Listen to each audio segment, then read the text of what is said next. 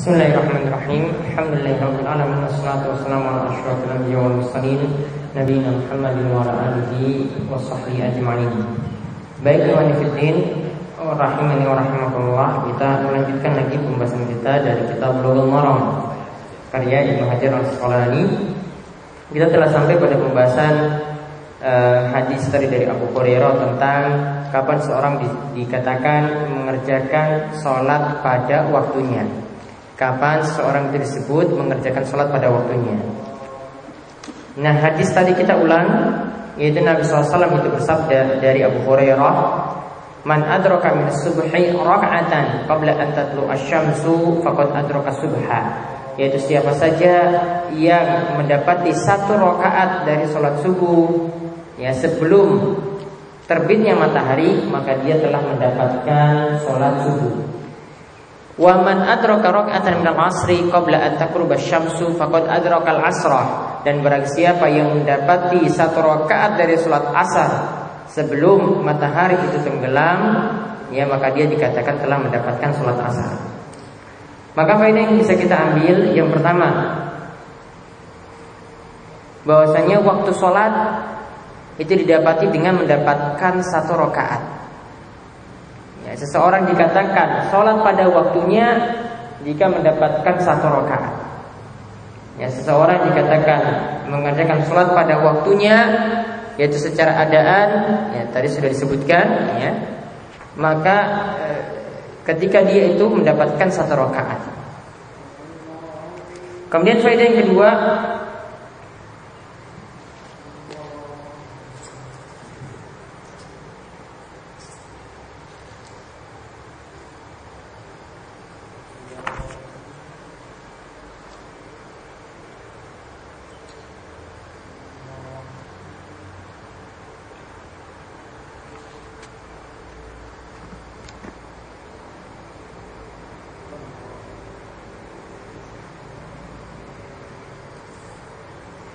yaitu jika seseorang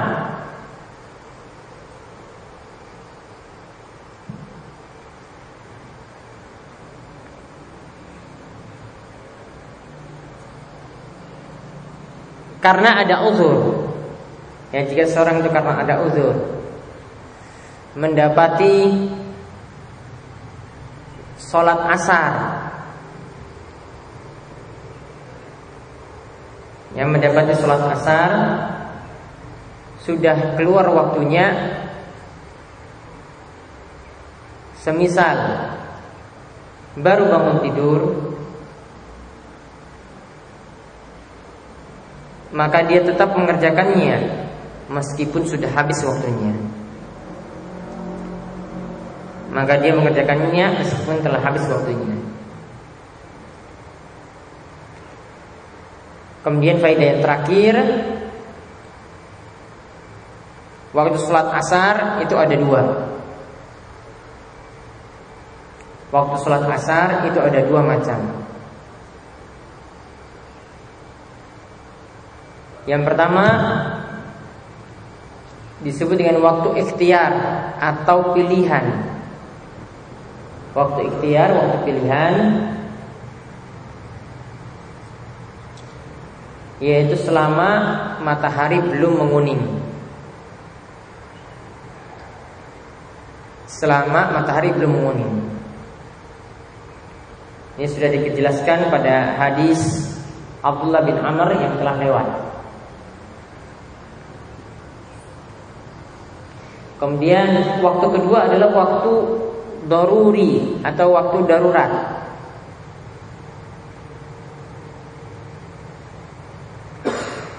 Ya, waktu darurah atau waktu darurat. Itu adalah bagi orang yang punya uzur. Seperti yang disebutkan dalam hadis ini.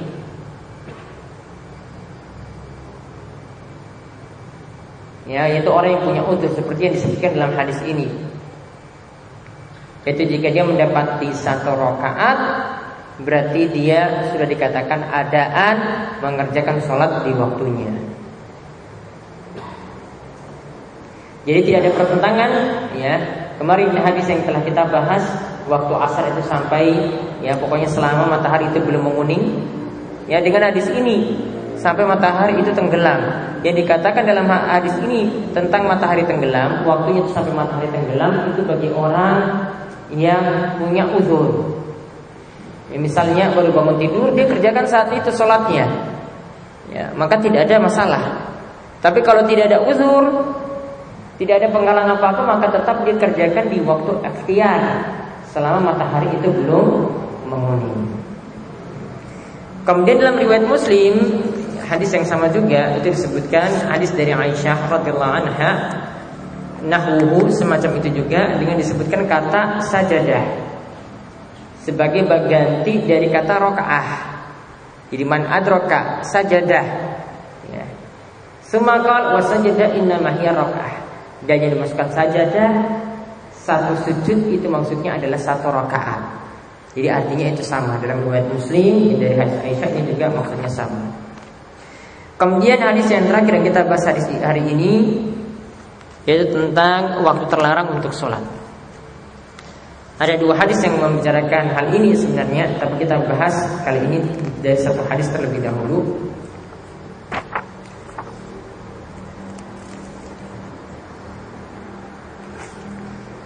Yaitu hadis dari Abu Sa'id Al-Khudri. Hadis dari Abu Sa'id Al-Khudri radhiyallahu anhu. Ya, ini kita membicarakan tentang apa? Waktu terlarang untuk sholat. Waktu terlarang untuk sholat. Nanti apa yang dimaksudkan sholat di sini nanti akan kita jelaskan. Yaitu Abu Sa'id Al-Khudri berkata, sami'tu Rasulullah sallallahu alaihi wasallam yaqul, aku mendengar baginda Nabi sallallahu alaihi wasallam bersabda,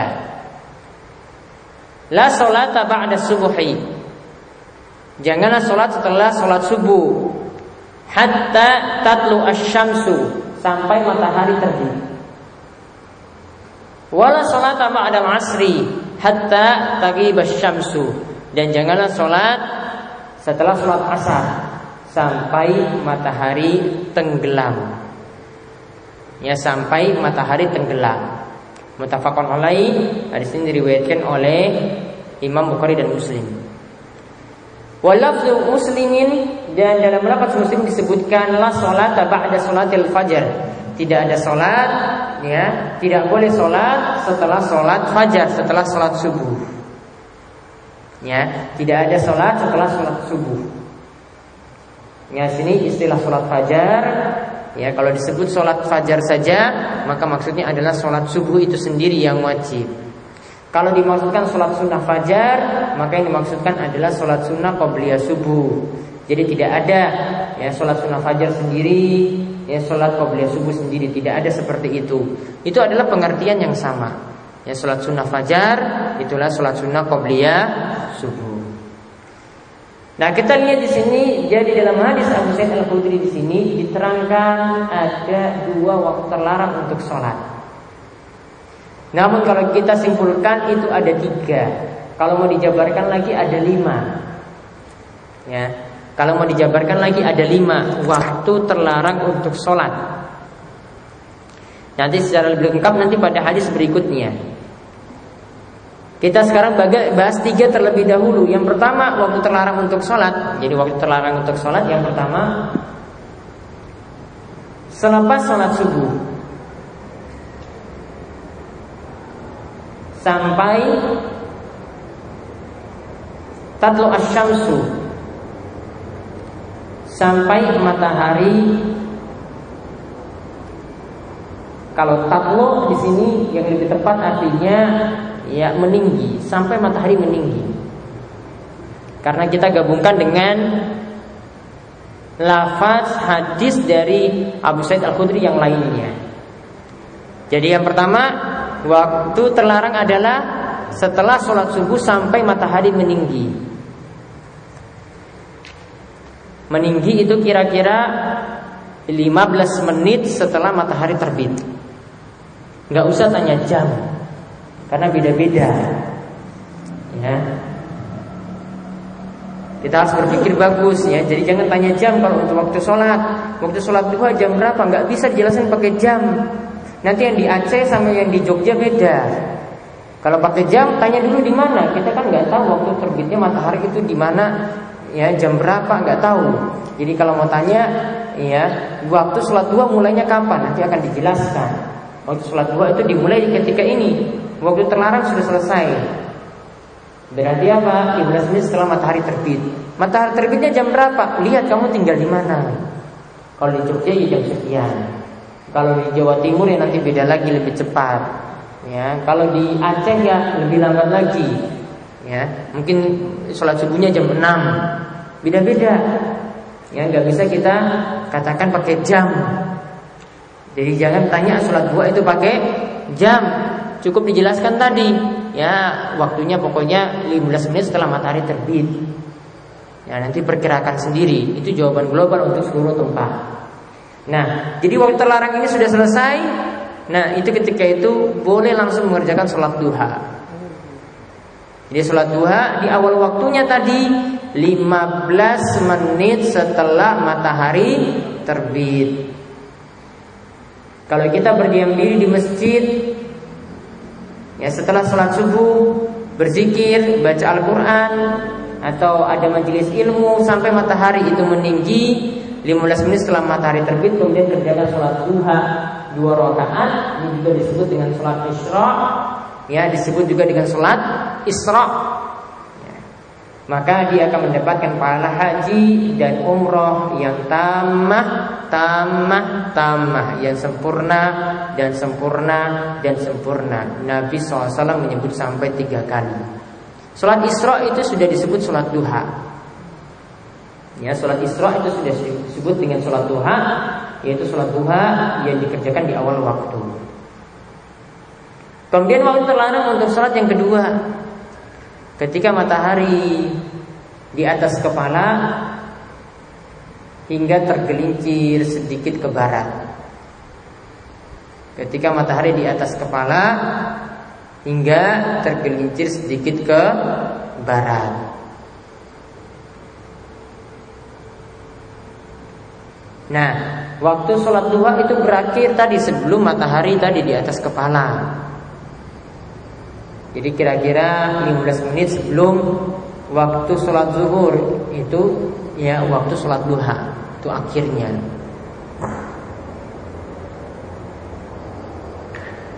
Kemudian yang ketiga, ya ini disebutkan dalam hadis Abu Sa'id Al-Khudri, ya selepas sholat asar sampai matahari tenggelam. Selepas sholat asar sampai matahari tenggelam.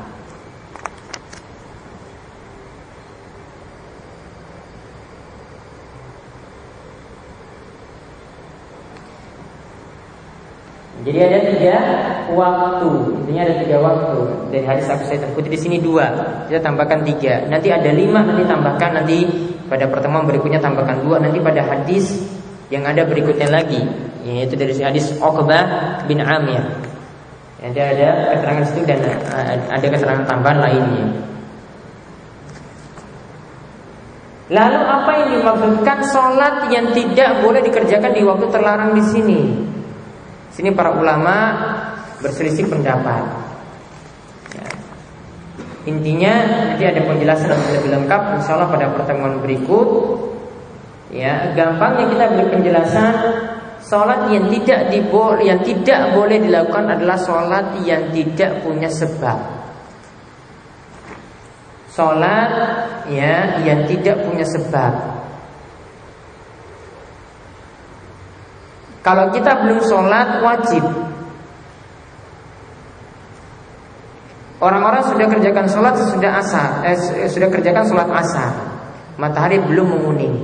Boleh nggak kita sholat asar ketika itu? Jawabannya boleh. Karena punya sebab, belum sholat wajib. Orang-orang sudah sholat subuh di masjid, kita telat, lalu kita kerjakan sholat subuh lagi. Ya, kita belum sholat subuh. Orang-orang sudah selesai sholat subuh di masjid. Boleh nggak kita kerjakan sholat subuh saat itu? Boleh, karena punya sebab. Begitu juga yang punya sebab seperti sholat tahiyatul masjid. Setiap kali masuk masjid kita diperintahkan jangan duduk langsung, tetapi kerjakan sholat 2 rakaat. Misalnya ada pengajian, ya, ada kajian di masjid setelah asar. Kita akan harus menghormati masjid. Maka ketika itu masuk masjid, kerjakan dulu sholat 2 rakaat. 2 rakaat ini setelah asar itu tidak apa-apa. Karena apa? Punya sebab mau masuk masjid. Begitu juga sholat sunnah wudhu, punya sebab ataukah tidak? Ada sebabnya setelah wudhu. Misalnya kita setelah wudhu, setelah asar tadi, kita ingin niatkan kerjakan sholat sunnah wudhu. Berapa rakaat? 2 rakaat. Ya, setelah sholat asar. Ada sebab ataukah tidak? Ada sebab. Kalau ada sebab, tidak apa-apa kerjakan saat itu. Contoh lagi yang punya sebab, sholat sunnah kusuf gerhana. Misalnya gerhana terjadi pada sore hari, ya, pada sore hari, gerhana matahari. Sesudah asar, boleh nggak kerjakan sholat gerhana saat itu? Jawabannya boleh, karena punya sebab. Matahari saat itu ya sedang ditutupi, ya, terjadi gerhana. Ya, maka saat itu boleh kerjakan sholat gerhana meskipun setelah sholat asar. Begitu juga kalau ada gerhana bulan setelah sholat subuh, boleh juga kerjakan sholat gerhana saat itu. Intinya yang punya sebab masih boleh dikerjakan di waktu terlarang. Lalu sholat apa yang dilarang di sini? Yaitu sholat yang tidak punya sebab apa-apa. Ya, misalnya ya setelah asar di rumah nganggur. Ya, wah ini ngapain ya, sholat sunnah saja, dia dapat pahalanya banyak. Maka tidak boleh. Kenapa tidak boleh? Saat itu waktu terlarang untuk sholat. Kamu gak punya sebab apa-apa, cuma pingin sholat saja kan? Maka tidak boleh. Ya, setelah subuh, wah daripada tidur saya pengen sholat sunnah saja. Ya, saya pengen sholat sunnah saja. Tunggu sampai nanti mau siap-siap berangkat ke kampus. Boleh nggak? Kalau ketika itu tidak boleh, karena tidak punya sebab apa-apa. Namun kalau punya sebab, setelah wudhu mau masuk masjid, ada gerhana, maka yang punya sebab-sebab seperti ini diperbolehkan dikerjakan meskipun pada waktu terlarang. Dan insya Allah nanti akan lebih lengkap kita bahas pada hadis Uqbah bin Amr pada pertemuan berikutnya. Yang demikian yang kita sampaikan pada kesempatan kali ini, mungkin bermanfaat. Dan sebelum kami tutup, mungkin ada pertanyaan, monggo. Ya. Ini ada dua pertanyaan. Ya. Yang pertama, saya pernah ada seorang teman dia habis bepergian sebelum sholat isya dia tiduran sampai belum sholat isya. Sholat isya sampai subuh. Kemudian setelah dia sholat subuh dia ingat tadi malam belum sholat isya. Dan terus dia ngerjakan sholat isya itu bagaimana? Siapa saja yang lupa dari suatu sholat, maka dia kerjakan ketika dia ingat. Jadi setelah sholat subuh tadi, isya yang baru teringatkan saat itu, dia kerjakan sholat isya saat itu juga. Terus yang kedua ini, kemarin itu kan ada gempa. Dan saya melihat di musola itu ada waktu sujud jamaah. Ketika gempa itu jamaah lagi semuanya. Terus tinggal imamnya saja sama jamaah tertentu lah. Saya akan mau masuk masjid malah keluar semuanya. Lah ini gimana ini punya? Apa dibolehkan orang itu lari? Tapi sudah dalam keadaan sujud pun gempa keras sekali memang semua keluar. Imamnya tetap teruskan sholat, jamaahnya harus ulangi lagi sholatnya. Nah, tapi dalam keadaan seperti itu, gempa kemarin nggak terlalu besar. Ini di sini besar sekali. Oh, besar sekali di sini ya. Artinya situ kalau masih bisa lanjut ya tetap dilanjutkan. Ya, sama seperti misalnya seorang itu dapat goncangan dia lakukan di pesawat misalnya ya, ada getaran, dia dilakukan dalam keadaan berdiri. Ada getaran dia masih mampu berdiri, ya dia kerjakan sholat tersebut sampai selesai. Kalau tidak mampu lagi, ya goncangannya sudah keras, maka dia boleh tinggalkan. Tapi kalau masih bisa lanjutkan, ya dia lanjutkan sampai rampung, sampai selesai. Ada lagi? Ya. Kalau misalnya kan bisa kan apa ambilnya dilakukan. Kalau misalnya hujan kan bisa menjalankan masjid. Boleh nggak laki-laki jadi Jadi mau berdoa sholat isya saat itu hujan, boleh nggak diakhirkan? Di sini diakhirkannya di sini tergantung imam. Enggak maksudnya kan dapat tujuan enggak ke masjid. Iya, dapat tujuan tidak ke masjid. Boleh enggak Ustaz? Boleh. Ada lagi? Termasuk sebab itu tadi sholat jenazah juga. Sholat jenazah juga termasuk, nanti ada pembahasan. Jadi misalnya setelah asar nih ada jenazah yang perlu disolatkan. Ya, saat itu setelah sholat asar itu dilakukan, maka jamaah untuk melakukan sholat jenazah dibolehkan. Sama juga setelah sholat subuh juga masih dibolehkan. Ya, ada pembahasannya setelah ini. Ada lagi? Iya. Kalau misalnya kita datang ke masjid waktu subuh, tapi jamaahnya sudah selesai, kita langsung sholat.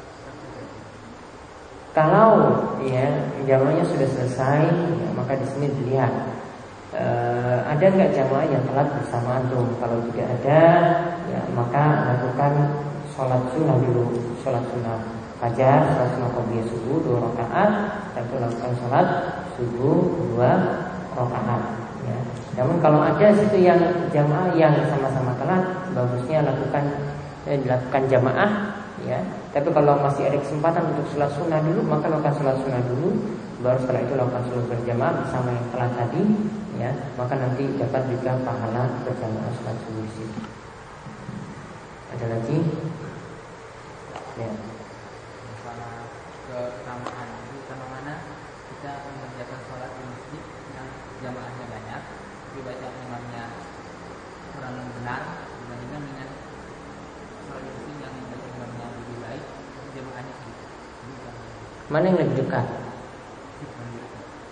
Ya, cari yang lebih dekat terlebih utama. Cari yang lebih dekat lebih utama. Nanti kita akan bahas di pembahasan tentang masjid. Nanti setelah waktu sholat nanti ada pembahasan tentang masjid setelah azan. Ada lagi? Ampun, ya, demikian yang kita bahas pada hari ini, mudah-mudahan bermanfaat.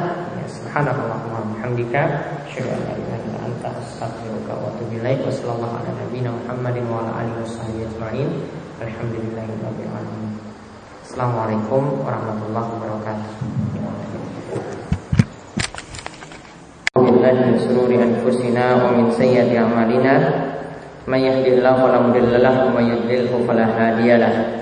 Wa asyhadu an la ilaha illallah wahdahu la syarika lah wa asyhadu anna Muhammadan abduhu wa rasuluh. Allahumma shalli ala nabiyyina wa sayyidina Muhammadin wa ala alihi wa man tabi'ahum bi ihsan ila yaumiddin. Baik, ikhwan fillah wa akhwat dan para jamaah sekalian, semoga selalu dirahmati oleh Allah Subhanahu wa taala. Kita kembali melanjutkan pembahasan kita dari kitab Bulughul Maram karya Ibnu Hajar Al-Asqalani. Dan kali ini kita masih membahas tentang masalah waktu sholat. Kita masih masuk pembahasan waktu terlarang untuk sholat. Kemarin kita lihat dari hadis Abu Sa'id Al-Khudri. Di situ disebutkan ada waktu yang terlarang untuk sholat. Dalam hadis tersebut disebutkan la sholata ba'da subhi hatta tatlu asy-syamsu wa la sholata ba'da al-'asri hatta taghiba asy-syamsu. Tidak ada sholat setelah sholat subuh sampai matahari itu meninggi, dan tidak ada sholat setelah sholat asar sampai matahari tenggelam. Para jamaah sekalian, itu diantara hadis yang membicarakan waktu terlarang untuk sholat. Hadis tadi, hadis dari Abu Sa'id Al-Khudri dilengkapi dengan hadis dari Uqbah bin Amir yang akan kita bahas kali ini. Yaitu hadisnya walahu an Uqbah bin Amir.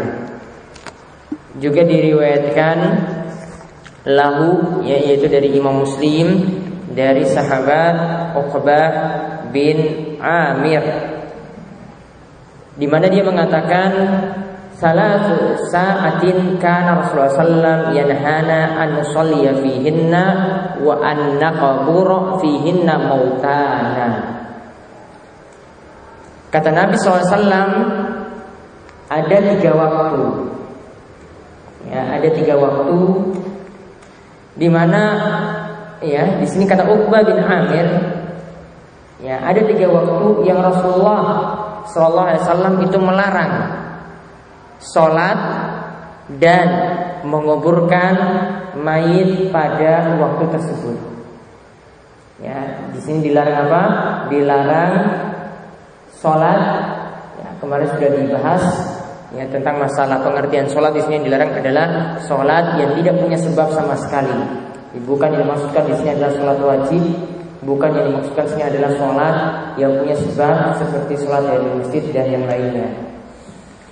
Kemudian dilarang juga naqbura fihinna mautan. Dilarang juga kami itu menguburkan mayit fihinna pada 3 waktu tersebut.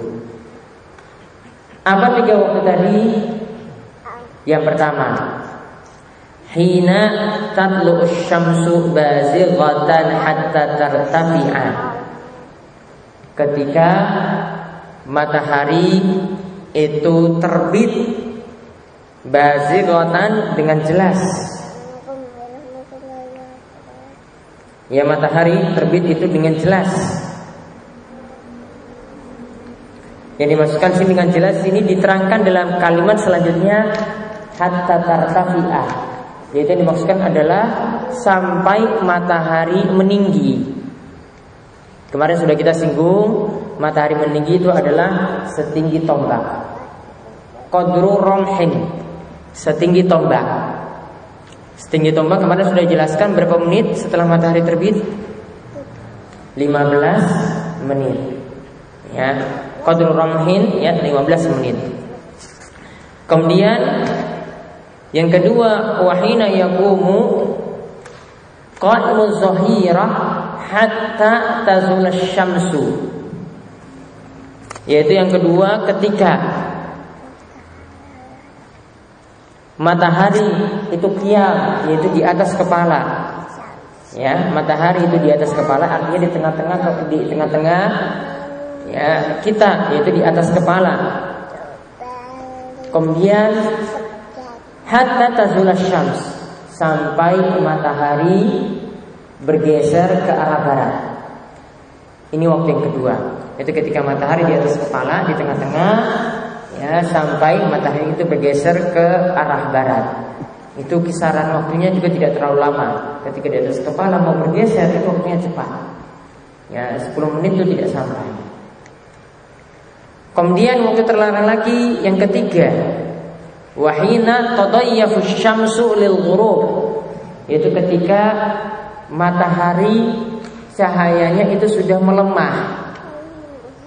Ya, ketika matahari cahayanya sudah melemah.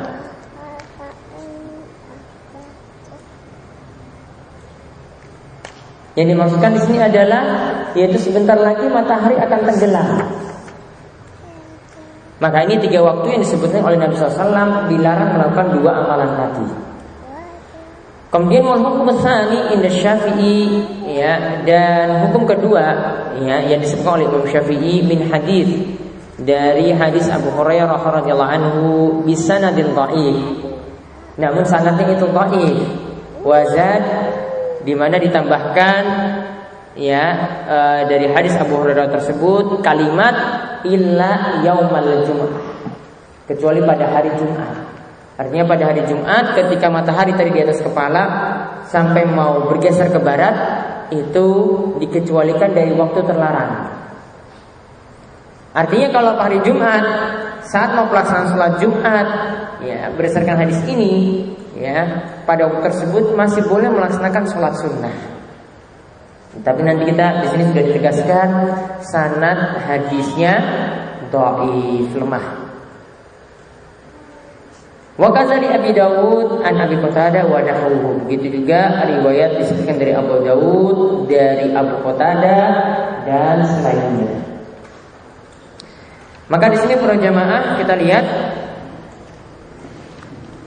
faedah yang bisa kita ambil dari hadis ini, yaitu yang pertama ada 3 waktu terlarang untuk sholat. yang disebutkan dalam hadis Uqbah bin Amir. Ada 3 waktu terlarang untuk sholat yang disebutkan dalam hadis Uqbah bin Amir.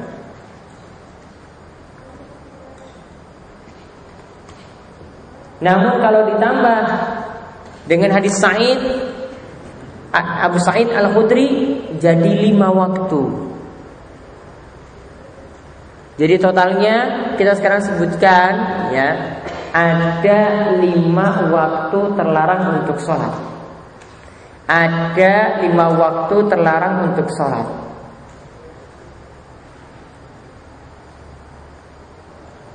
Yang pertama, kemarin kita baru rinci 3 ya kan? Kemarin kita baru rinci 3. Betul atau tidak? 3 kan? Sekarang kita perluas jadi 5. Yang pertama, yaitu ketika setelah, ya tulisnya langsung setelah sholat subuh sampai matahari terbit. Setelah sholat subuh sampai matahari terbit.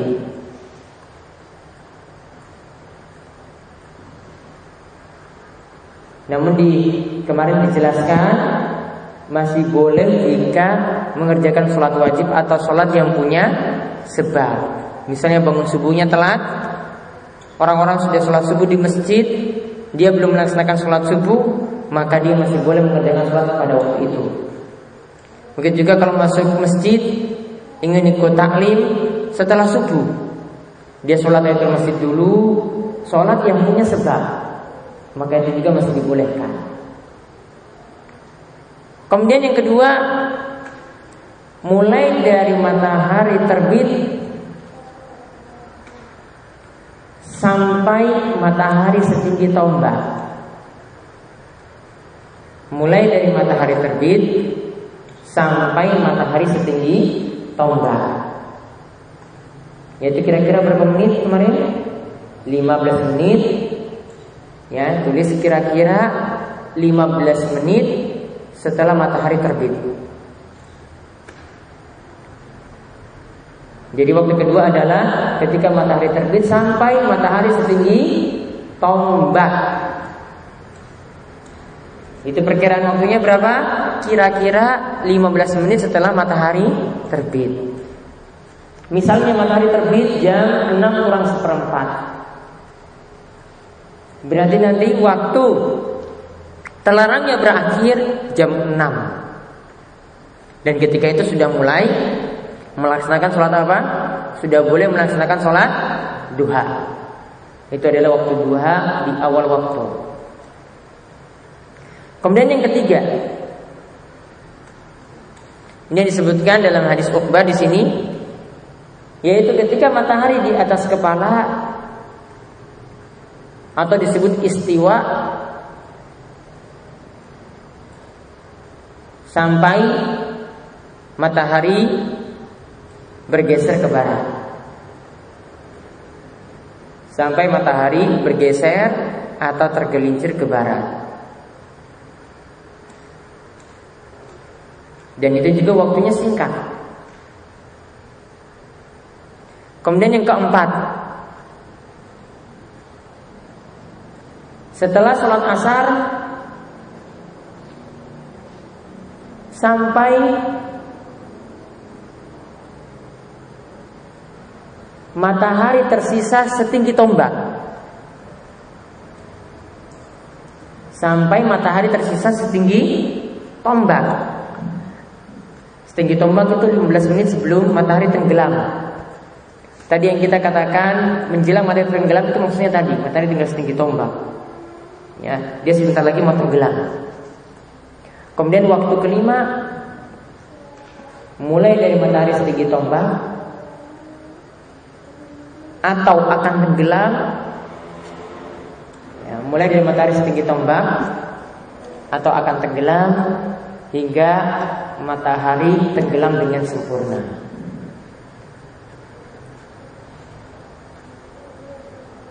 Nah, penggabungan dari hadis Abu Sa'id Al-Khudri dengan hadis Uqbah bin Amir, kesimpulannya ada 5 waktu terlarang untuk sholat. Yang pertama apa tadi? Yang pertama setelah sholat subuh sampai matahari tenggelam, matahari terbit. Kemudian yang kedua mulai dari matahari terbit sampai matahari setinggi tombak, 15 menit kira-kira setelah matahari terbit. Yang ketiga ketika matahari di atas kepala hingga matahari bergeser ke barat. Yang keempat setelah sholat asar sampai matahari tersisa setinggi tombak. Baru yang terakhir tadi ketika matahari akan tenggelam, itu tersisa setinggi tombak sampai matahari tenggelam dengan sempurna, bulatannya itu hilang. Itu 5 waktu terlarang. Ini penggabungan 2 dalil tersebut. Nah, faedah yang lainnya kita bisa dapati juga dari hadis ini, hadis Uqbah. Yang kita bisa dapati dari hadis Uqbah,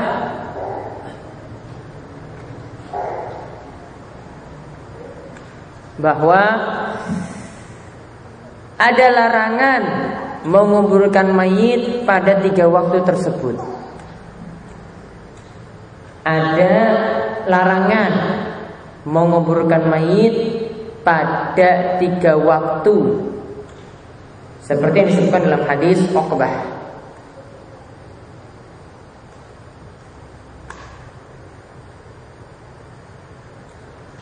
Kalau ada yang tanyakan kok bisa dilarang ketika itu untuk menguburkan, ingat, kalau namanya larangan kita tidak perlu cari hikmahnya terlebih dahulu. Sifat kita menerima suatu larangan adalah ta'abbudiyah. Ya, kenapa kita dilarang makan babi? Ya, kita tidak perlu meneliti terlebih dahulu.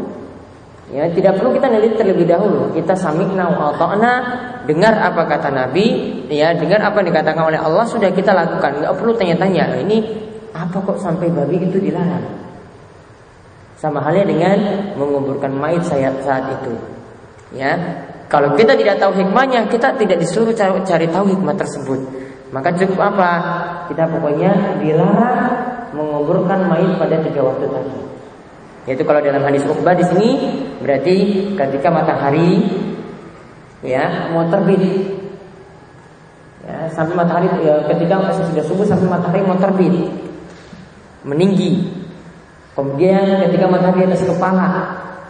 Kemudian juga ketika ya matahari itu akan tenggelam setelah sholat asar. Nah, ini dimakruhkan. Ya, atau di sini dilarang. Nah, di sini dengan kata tegas kita katakan dilarang saja, ya, dilarang menguburkan mayit pada waktu tersebut. Namun kalau dalam keadaan darurat, ya, mungkin kalau ditunda terlalu lama, ya, atau ini mau hujan deras, pas matahari di atas kepala kita harus kubur segera. Pas ketika mau masuk waktu zuhur kita harus kubur segera, karena kalau tidak dikubur sebentar lagi hujan deras, malah sulit proses pemakamannya. Maka ketika itu dilakukan meskipun dalam waktu terlarang karena alasan darurat. Sama misalnya ketika setelah sholat subuh sampai matahari meninggi, dibolehkan juga kalau kondisi darurat. Misalnya pagi-pagi nanti kalau tidak seperti itu, ya, nanti pengurusnya lebih repot. Ya, mungkin tadi ini sudah diperkirakan akan datang hujan deras. Keadaan cuaca ini sudah terlihat ini nanti akan hujan deras. Nah, berarti proses pemakaman selanjutnya tersulit. Maka dimajukan meskipun di waktu terlarang tadi karena kondisi apa? Darurat. Ingat para ulama punya kaidah ad-daruratu tubihul mahdzurat. Keadaan darurat itu membolehkan sesuatu yang dilarang. Keadaan darurat itu membolehkan sesuatu yang dilarang.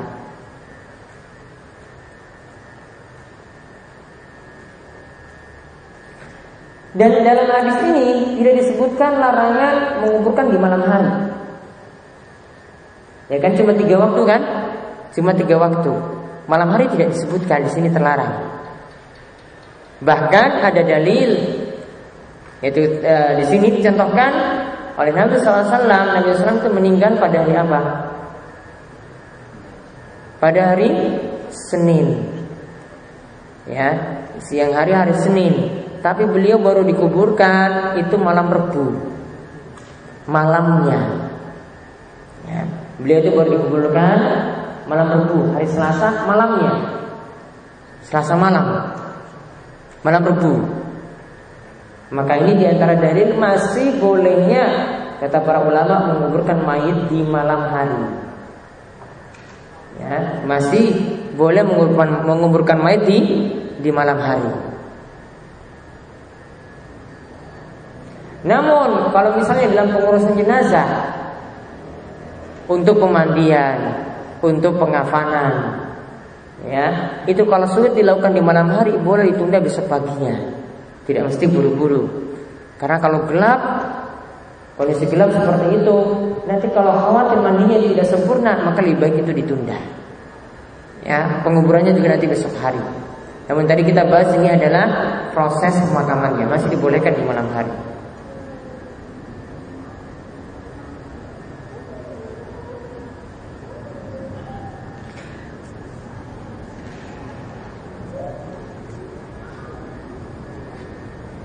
Atau di sini juga diterangkan oleh Syekh Muhammad bin Shalih Al-Utsaimin, seandainya ya, ketika itu terjadi hujan, akhirnya ditunda juga proses pemakaman, itu juga dibolehkan.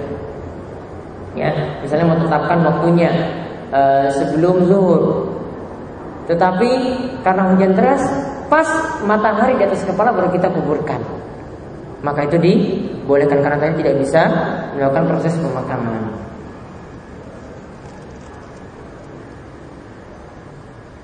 Jadi hadis Uqbah bin Amr di sini menunjukkan seluruh waktu di siang dan malam itu boleh pemakaman kecuali 3 waktu yang disebutkan di sini. Ya, kecuali 3 waktu yang disebutkan di sini tidak boleh melakukan pemakaman. Kemudian kita lihat tambahan riwayat lagi, yaitu masalah yang lainnya. Di sini disebutkan riwayat dari hadis Abu Hurairah, namun sanadnya dhaif. Kalau sanadnya dhaif tidak bisa dijadikan dalil. Nah, dalam sanad ini disebutkan bahwasanya illa yaumal jum'ah, kecuali pada hari Jumat. Pada hari Jumat meskipun waktu zawal, meskipun saat matahari di atas kepala mau bergeser ke barat, masih boleh dilakukan sholat sunnah. Itu yang dimaksudkan dengan tambahan riwayat ini. Ya, tambahan riwayat ini. Namun karena hadis ini hadis yang lemah, para ulama tidak menggunakan dalil ini sebagai alasan diperbolehkan mengerjakan sholat sunnah pada waktu zawal saat matahari di atas kepala hingga tergelincir ke barat. Lalu mereka memakai dalil apa? Seperti Syekhul Islam Ibnu Taimiyah memakai dalil para sahabat ketika hari Jumat, mereka ketika sudah masuk masjid lalu melaksanakan sholat 2 rakaat terus sampai imam naik mimbar. Dan kalau pelaksanaannya seperti itu berarti, ya, kalau imam itu naik mimbarnya setelah matahari itu bergeser ke barat, berarti nanti ada waktu terlarang untuk sholat sunnah situ, mereka kerjakan juga sholat sunnah saat itu. Ya, padahal sholat tadi itu bukan sholat yang punya sebab, itu cuma sholat sunnah mutlak. Pokoknya perbanyak 2 rakaat sebelum imam naik mimbar pada hari Jumat. Nah, Syekhul Islam Ibnu Taimiyah memakai pendalilan seperti itu. Namun kalau memakai pendalilan seperti ini, sholat yang dilakukan itu berarti terus menerus, mulai dari dia datang ke masjid sampai imam naik mimbar. Jadi bukan pas datang sholat tahiyatul masjid dulu 2 rakaat, terus habis itu baca Al-Quran, baru imam mau naik mimbar baru kerjakan 2 rakaat lagi. Bukan seperti itu maksudnya. Ini penjelasan dari Syekh Muhammad bin Shalih Al-Utsaimin. Maksud dari perbuatan para sahabat tadi adalah gimana? Yaitu mereka mengerjakan sholat 2 rakaat sholat sunnah mutlak sampai imam itu naik mimbar. Ketika naik imam naik mimbar, maka sholat tersebut selesai. Ya, jadi bukan maksudnya tadi, bukan seperti biasa yang kita lakukan pada hari Jumat, datang masuk masjid sholat 2 rakaat, kemudian tambah lagi 2 rakaat, kemudian duduk baca Al-Quran mungkin setengah jam, kemudian ketika imam naik mimbar, ya mau naik mimbar ditambah lagi 2 rakaat. Bukan seperti itu. Ya. Intinya di sini, kalau menurut pendapat Syekh Muhammad bin Shalih Al-Utsaimin, kalau pada waktu terlarang, yaitu pada waktu zawal, ketika matahari mau bergeser ke barat, sebaiknya tidak dilakukan sholat sunnah saat itu. Kecuali kalau dia sudah melakukan dari awal sampai imam naik mimbar, itu tidak ada masalah. Seperti kelakuan para sahabat ketika mempraktikkan itu di masa Nabi Sallallahu Alaihi Wasallam atau sepeninggal Nabi Sallallahu Alaihi Wasallam. Jadi intinya di sini yang lebih hati-hati adalah waktu Jumat itu sama dengan waktu-waktu yang lainnya. Artinya pada saat waktu zawal, ketika matahari bergeser ke barat, juga terlarang untuk sholat sunnah yang tidak punya sebab.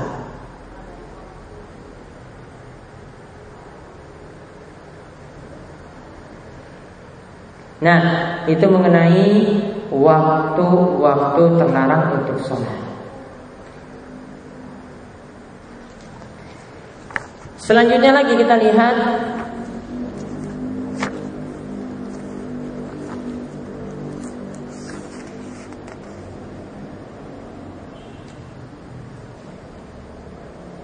hadis dari Jubair bin Mut'im.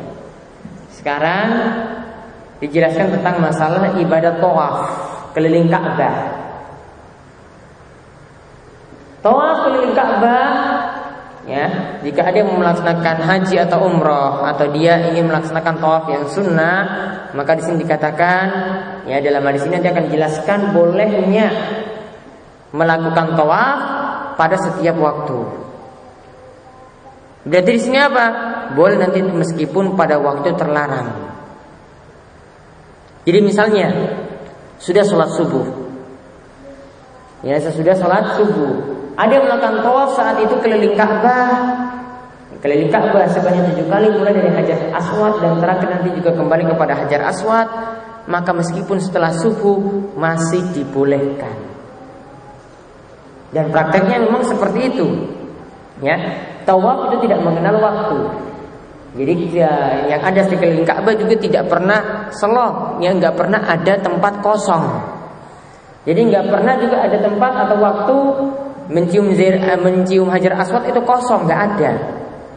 Jadi nggak pernah Hajar Aswad itu kosong, pasti ada terus orang yang nyium. Sama orang yang keliling Ka'bah untuk tawaf juga tidak pernah kosong, ada terus yang muter keliling Ka'bah. Hadis yang dari Jubair bin Mut'im radhiyallahu anhu, dia berkata, qala Rasulullah sallallahu alaihi wasallam, Rasulullah SAW itu bersabda, ya Bani Abdi Manaf, ya Bani Abdi Manaf, wahai keturunan Abdul Manaf. Dan Abdul Manaf ini adalah kakek ketiga dari Nabi Sallallahu Alaihi Wasallam. Jadi punya buyut yang sama, ya, punya buyut yang sama dengan kakek Nabi Sallallahu Alaihi Wasallam. Nah, di sini dikatakan, wahai Bani Abdul Manaf, dan ingat keturunan Abdul Manaf. Walaupun ini bukan keturunan dari Nabi Sallallahu Alaihi Wasallam secara langsung, tapi punya silsilah yang sama dengan Nabi Sallallahu Alaihi Wasallam. Ya, ke atasnya itu masih sama dengan Nabi. Keturunan Abdul Manaf ini tidak boleh menerima zakat dan sedekah. Ya, termasuk di sini juga keturunan Nabi. Keturunan Nabi tidak boleh menerima zakat dan sedekah. Kalau di tempat kita kan disebut Habib. Ya, maka Habib tidak boleh menerima zakat dan sedekah. Misalnya ada keturunan Nabi yang kumpul-kumpul uang, minta dari para jamaah, kasih saya sedekah biar saya pergi umrah. Tidak boleh, dia tidak boleh menerima sedekah. Ya, itu nggak boleh diperbolehkan bagi dirinya. Itu kekhususan bagi keturunan Nabi Sallallahu Alaihi Wasallam.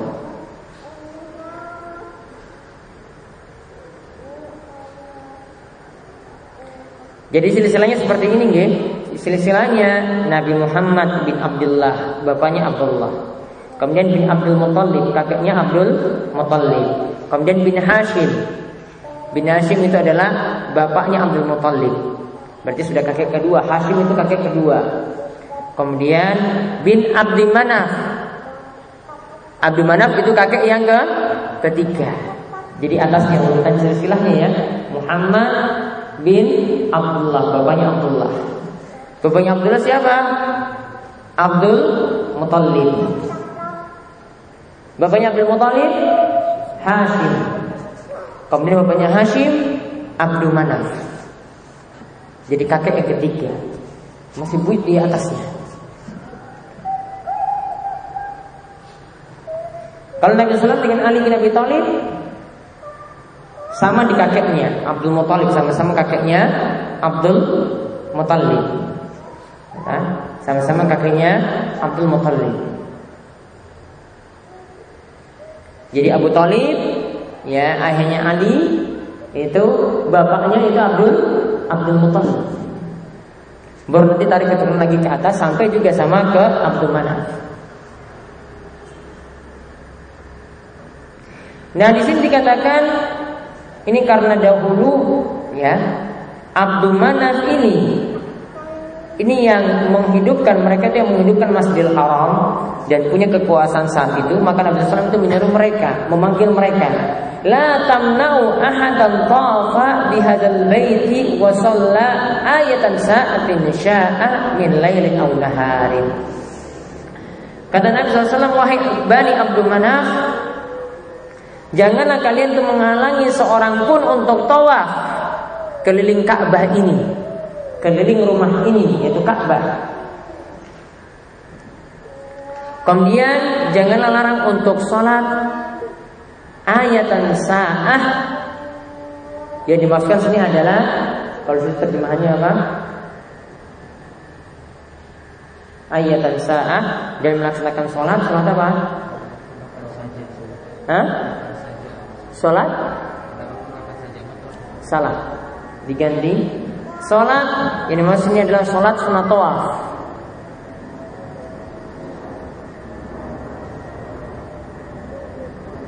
Itu yang lebih tepat. Memang ada sebagian ulama juga yang mengatakan ya, yaitu sholat seluruhnya, tapi yang lebih tepat sholat sunat tawaf. Artinya setelah melakukan tawaf 7 kali keliling Ka'bah, lakukan sholat sunnah saat itu. Ya, lakukan sholat sunnah setelah tawaf tadi. Itu pada rakaat pertama membaca Al-Fatihah, setelah itu surat Al-Kafirun, kemudian pada rakaat kedua membaca Al-Fatihah, setelah itu surat Al-Ikhlas. Nah, sholat tawaf ini juga boleh dilakukan setiap waktu. Apalagi dia punya sebab, karena setelah melakukan tawaf. Ya, wa shalla ayatan sa'atin sya'a min lailin wa nahar. Dan lakukanlah sholat sunat tawaf ya, sekehendakmu dari waktu di malam hari ataupun di siang hari. Artinya di sini diterangkan 2 hal, yaitu untuk tawaf dan melaksanakan sholat sunnah tawaf. Nah, di sini kata Ibnu Hajar, rawahul khamsah wa sahhahu Tirmizi wa Ibnu Hibban, diriwayatkan oleh yang 5. Yang 5 itu apa saja? Penulis kitab Sunan yang 4 ditambahkan dengan Imam Ahmad. Ya, Sunan Abi Daud, Sunan Tirmizi, Sunan An-Nasa'i, kemudian Sunan Ibnu Majah ditambahkan dengan Musnad Imam Ahmad. Wasahhahu Tirmizi wa Ibnu Hibban. Imam Tirmizi dan Ibnu Hibban mensahihkan hadis ini.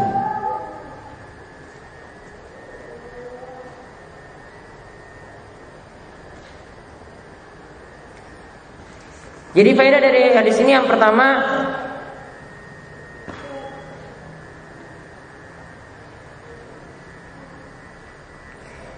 tidak ada larangan melakukan tawaf setiap waktu. Tidak ada larangan melakukan tawaf keliling Ka'bah setiap waktu, meskipun waktu terlarang. Meskipun pada waktu terlarang untuk sholat.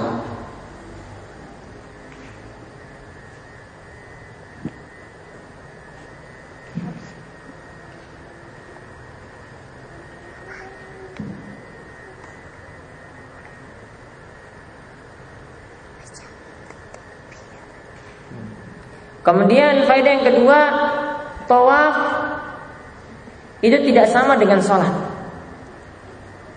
Tawaf bentuknya tidak sama dengan sholat.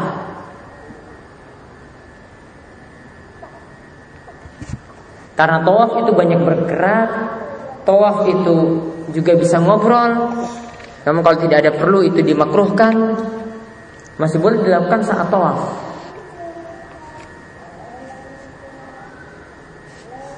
Kemudian faedah yang ketiga, bolehnya melakukan sholat sunat tawaf sepanjang waktu.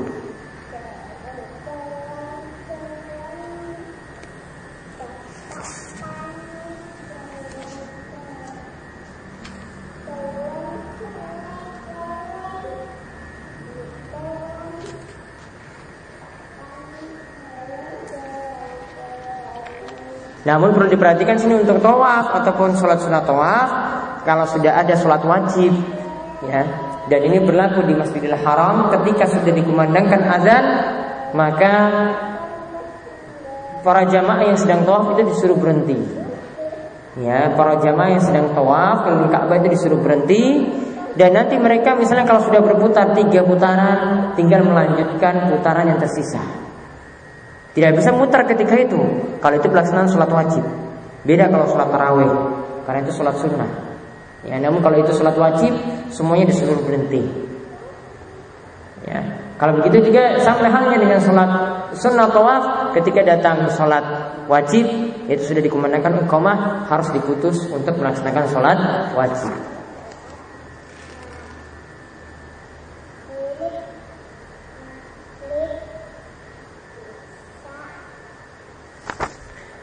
Kemudian hadis berikutnya lagi dari Ibnu Umar membicarakan tentang masalah akhir waktu maghrib. Akhir waktu maghrib itu ketika cahaya merah di ufuk barat itu hilang, dan ketika itulah masuk waktu isya.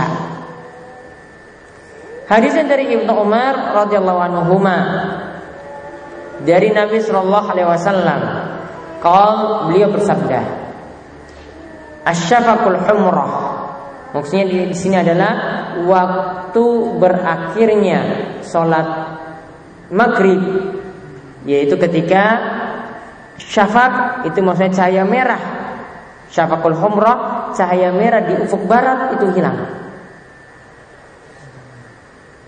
Cahaya merah di ufuk barat itu hilang.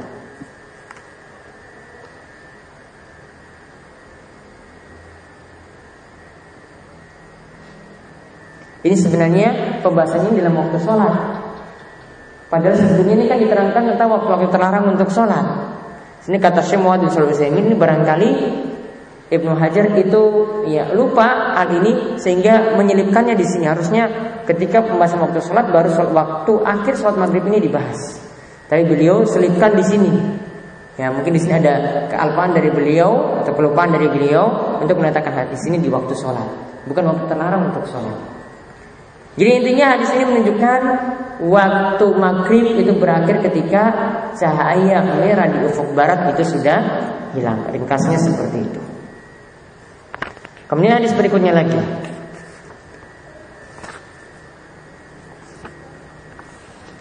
yaitu hadis 169, ya, berdasarkan kitab rujukan yang kami pegang, atau hadis ke-19 dari masalah waktu-waktu sholat ini, yaitu dari Ibnu Abbas, di mana ada 2 hadis yang membicarakan tentang waktu subuh, yang membicarakan tentang waktu sholat subuh, yaitu disebutkan dalam hadis Ibnu Abbas radhiyallahu anhu, ia berkata bahwasanya Rasulullah SAW bersabda, al-fajru fajran, sholat subuh, ya, itu ada 2 fajar, atau waktu fajar itu ada 2.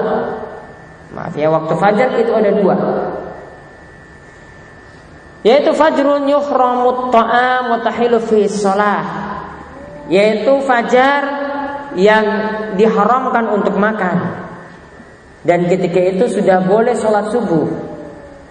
Dan fajar yang kedua, fajrun tahrumu fi shalah, ay sholatus subuh wa yahillu fi ta'am. Dan ketika itu, ya, fajar yang kedua itu adalah fajar yang diharamkan untuk sholat, yaitu maksudnya sholat subuh, karena sholat subuh belum masuk. Dan masih dibolehkan untuk makan. Yaitu makan apa? Makan sahur. Rawahu Ibnu Khuzaimah wal Hakim was sahahahu. Hadis ini diriwayatkan oleh Ibnu Khuzaimah, Hakim dan Imam Hakim itu mensesuaikannya, atau Ibnu Khuzaimah dan Imam Hakim mensesuaikannya. Insyaallah tentang dua hadis yang terakhir ini akan kita bahas sesudah salat. Sallallahu ala nabiyina Muhammadin wa ala alihi washabbihi ajma'in. Walhamdulillahirabbil alamin.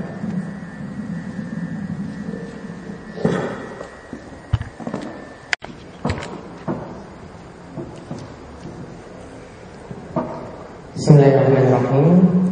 Alhamdulillahirabbil alamin wassalatu wassalamu ala asyrofil anbiya wal mursalin nabiyina wa sayyidina Muhammadin wa ala alihi washabbihi ajma'in. Baik, para jemaah, kita melanjutkan tentang masalah waktu salat yang kita sampai pada waktu salat subuh, di mana Nabi SAW itu mengatakan waktu fajar itu ada dua. Jadi kita ulang dari hadis Ibnu Abbas. Ya, Ibnu Abbas itu menyebutkan hadis dari Rasulullah SAW, fajar itu ada dua. Yang pertama fajar yang diharamkan untuk makan, ya, dan dibolehkan untuk sholat. Yang dimaksudkan sini adalah diharamkan untuk makan, yaitu makan sahur. Ya, diharamkan untuk makan sahur. Yang dibolehkan untuk sholat sini maksudnya adalah sudah boleh sholat subuh karena sudah masuk waktunya. Berarti di sini menunjukkan apa? Kalau ya kita diharamkan makan itu kalau sudah masuk sholat subuh, artinya azan subuh. Ya, jadi dari ini juga sekaligus menunjukkan waktu imsak yang menadir dari makan dan minum itu adalah mulai dari azan subuh, bukan 10 menit sebelumnya. Ya, bukan 10 menit sebelumnya. Karena di sini sudah jadi secara tegas menunjukkan diharamkan untuk makan. Berarti diharamkan untuk makan itu mulai kapan? Di sini disebutkan tahilu fi shalah, yaitu ketika dibolehkan untuk sholat subuh, yaitu apa? Saat masuk azan subuh. Wa fajrun tahrumu fi shalah wa yahillu fi ta'am. Dan ada fajar yang kedua yang diharamkan sholat, artinya sholat subuh belum boleh dilakukan dan masih dibolehkan makan. Ya, masih dibolehkan makan. Hadis ini diriwayatkan oleh Ibnu Khuzaimah dan Al-Hakim dan keduanya mensahihkannya. Kemudian ditambahkan lagi dalam riwayat Hakim disebutkan hadis dari Jabir nahwuhu semacam itu wazad, dan dia menambahkan fil ladzi yuharrimu ta'am, yaitu fajar yang diharamkan untuk makan, yaitu makan sahur. Di sini sebutkan sifat fajar tersebut itu bagaimana? Innahu yadhhabu mustatilan fil ufuq. Wa fil akhar innahu kadzana bisirhan. Di sini dikatakan fajar yang kita itu diharamkan untuk makan. Berarti ini fajar subuh. Fajar masuk waktu sholat subuh, yaitu kapan? Yaitu ketika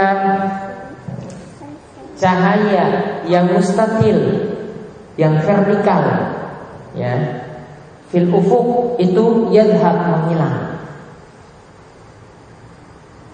Artinya fajar, gampangannya tadi yang para ulama istilahkan fajar itu ada dua, fajar kadhib.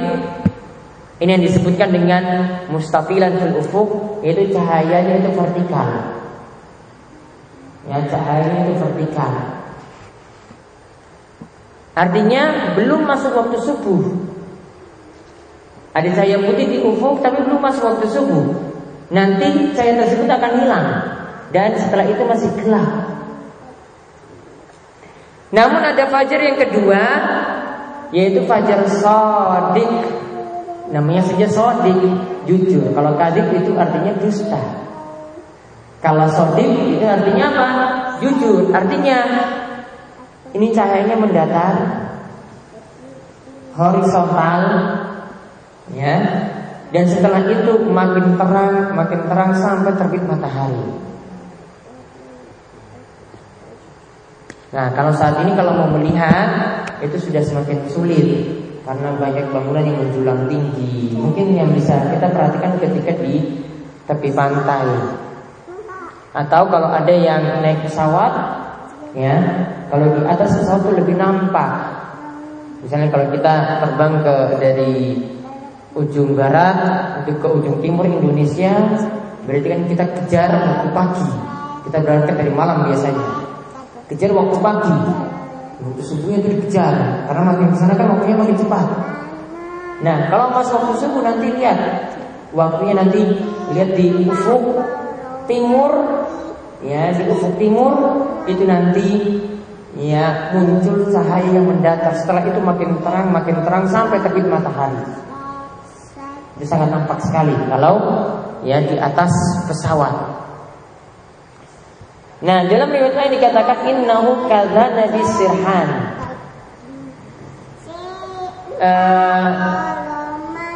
Fajar tersebut ya seperti ekornya sirhan. Sirhan itu apa? Di terjemahan apa?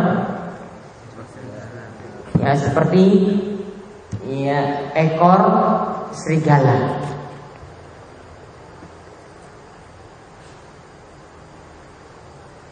Maksudnya di sini kalau fajar shadiq, ya ini sama tadi seperti keterangan tadi, yaitu fajar shadiq ini fajar kadzib, yang fajar yang pertama itu cahayanya itu masih horizontal, menjulang tinggi.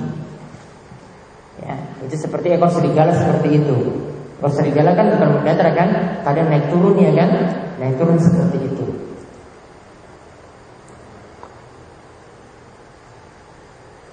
Nah, jadi kita kesimpulkan di sini apa?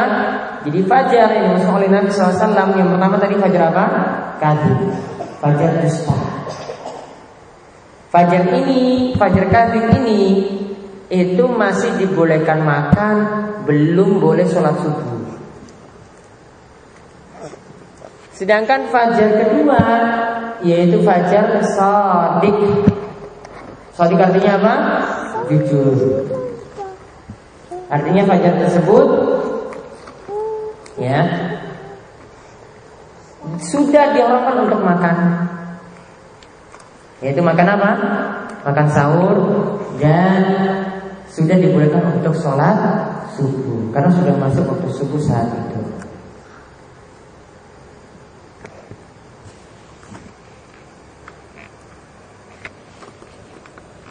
Jadi inilah fajar yang mesti kita kenal, ya, kapan kita masih boleh makan sahur, kapan tidak boleh lagi makan sahur, dan kapan boleh mengerjakan sholat subuh, dan kapan belum masuk waktu sholat subuh. Jadi ringkasnya fajar kedua itu fajar kadzib dan fajar shadiq seperti keterangan dalam hadis tersebut. Nah, itu yang kita bahas pada pertemuan kali ini. Mungkin di antara para jamaah ada yang ingin bertanya, monggo kami persilakan. Ya, Pak. Tadi diterangkan waktu-waktu dilarang untuk sholat yang setelah matahari terbit setinggi tombak. Kalau yang sholat subuh itu waktunya kapan? Berarti setelah waktu terlarang itu selesai. Waktu terlarangnya selesai kapan? Setelah matahari setinggi tombak. Berarti 15 menit setelah matahari terbit. Berarti sholat isra, ya, ketika waktu syuruk itu maksudnya apa? Itu ketika matahari sudah setinggi tombak. Hitung saja setelah matahari terbit tambah 15 menit.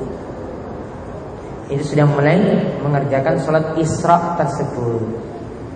Yang pahalanya kata Nabi SAW, orang yang melaksanakan sholat tersebut setelah sebelumnya diam dulu di masjid sampai matahari itu meninggi tadi, maka dia akan mendapatkan pahala haji dan umroh tamah. Pahala haji dan umroh yang sempurna. Nabi mengulangnya kata sempurna tadi sebanyak 3 kali. Ada lagi? Ya. Yang iya, enggak. Waktu terlarang tadi sudah disebutkan 3 waktu. Dan di antara 3 waktu tadi kan waktu zawal. Ya tak? Waktu zawal ketika matahari mau bergeser ke barat itu dilarang untuk sholat. ketika sudah di atas kepala kan, kecuali pada hari Jumat. Ya, kalau hadis itu sahih berarti apa? Kalau hari Jumat sekalipun ketika matahari di atas kepala masih boleh sholat sunnah. Namun hadisnya apa? Dhaif. Berarti apa? Masih tetap terlarang sholat pada saat itu. Namun tadi saya jelaskan ada sebagian para sahabat Nabi SAW yang mengerjakan sholat, masih mengerjakan sholat pada saat itu di waktu terlarang tadi. Namun apa? Mereka ketika masuk masjid terus melakukan sholat 2 rakaat sampai imam itu naik mimbar. Kalau imam naik mimbar setelah matahari itu bergeser, berarti kan ada waktu terlarang yang mereka kerjakan sholat sunnah di situ. Ya, namun tadi ya perbuatan para sahabat di sini apa kita katakan? Perbuatan para sahabat ini jika dilakukan sejak datang sampai imam naik mimbar itu kerjakan sholat terus. Bukan ketika datang sholat di masjid terus baca Al-Quran dulu sampai imam mau naik baru dia kerjakan sholat sunnah lagi, bukan. Seperti itu maksudnya. Namun kalau pas saat itu masuk masjid, mau sholat tahiyatul masjid saat imam mau naik mimbar sebelumnya ya, dan matahari di atas kepala boleh, karena punya sebab. Jadi kesimpulannya di sini tadi dhaif. Kalau dhaif tidak kita pakai. Tapi ada ya seperti Syaikhul Taimiyah memakai dalil dari perbuatan para sahabat tadi. Tapi syaratnya seperti yang kami sebutkan. Ada lagi? Dulu pernah ada yang membuat pelajaran tentang waktu sholat subuh. Nah dalam itu katanya kalau di ada di kita itu masih waktu masih Kajian. Nah itu bagaimana Pak? Tugas kita serahkan hal ini kepada ulil amri. Ya, ini sudah dilakukan penelitian. Ya, insya Allah jadi oleh ada itu tidak perlu digugat. Ya, kalau alasannya setelah sholat subuh itu masih gelap, kemarin sudah kita bahas. Waktu sholat subuh Nabi SAW itu selesai sholat subuh masih lolas, masih dalam keadaan gelap. Satu waktu juga Nabi SAW itu selesainya itu sudah terang. Tapi ada juga bahkan di sini, ya kebanyakan hadis-hadis yang ada itu katakan Nabi SAW itu kerjakan sholat di awal waktu, sholat subuhnya di awal waktu, sehingga selesainya itu masih gelap. Ini tidak perlu melakukan dengan hal tersebut. Iya. Saya pernah mendengar pengajian, terus Ustaznya itu ya juga katanya itu di malam masing-masing itu katanya kalau saya sholat sunnah kita harus sholat sunnah. Kalau di masjid itu 4 rakaat. Tapi beliau katakan 4 rakaat itu langsung nyambung, nggak ada rakaat salam, nggak ada rakaat salam itu betul. Kalau kerjakan 4 rakaat langsung nyambung boleh, tetap sah. Ya, sama halnya seperti Imam Nawawi itu pernah membicarakan tentang sholat sunat tarawih. Ya, kalau seandainya ada yang kerjakan 8 rakaat langsung sekali salam, itu pun sah. Apalagi cuma 4 rakaat langsung salam. Namun sekarang kita bicara afdolnya. Afdolnya itu apa? Atau yang mendekati tuntunan Nabi SAW itu apa? Itu kerjakan 2 rakaat salam, 2 rakaat salam.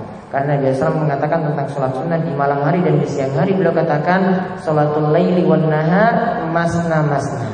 Sholat sunnah di malam hari dan sholat sunnah di siang hari. Termasuk sholat sunnah di siang hari ya tadi sholat dia Jumat. Itu 2 rakaat salam, 2 rakaat salam. Kalau kerjakan 4 langsung sah, kesahannya dapat. Tapi yang lebih afdal adalah kerjakan 2 rakaat dulu, kemudian salam, lalu tambah lagi 2 rakaat, kemudian salam. Namun tadi tentang 4 rakaat atau kita memiliki 2 rakaat, tetap 4 rakaat memang yang lebih afdal untuk sesudah Jumat. Di sini tidak perlu dibedakan kalau di masjid 4 rakaat, kalau di rumah 2 rakaat. Ya karena Nabi SAW tidak membedakan seperti itu. Yang ada kata Imam Nawawi, Nabi kadang itu melakukan, Nabi biasanya itu melakukan 4 rakaat. Nabi menyebut 2 rakaat, itu cuma menunjukkan bahwasanya 2 rakaat setelah Jumat pun masih boleh. Minimalnya 2 rakaat, tapi paling afdal 4 rakaat. Tapi terserah mau kerjanya di rumah atau di masjid. Ada lagi? Ya.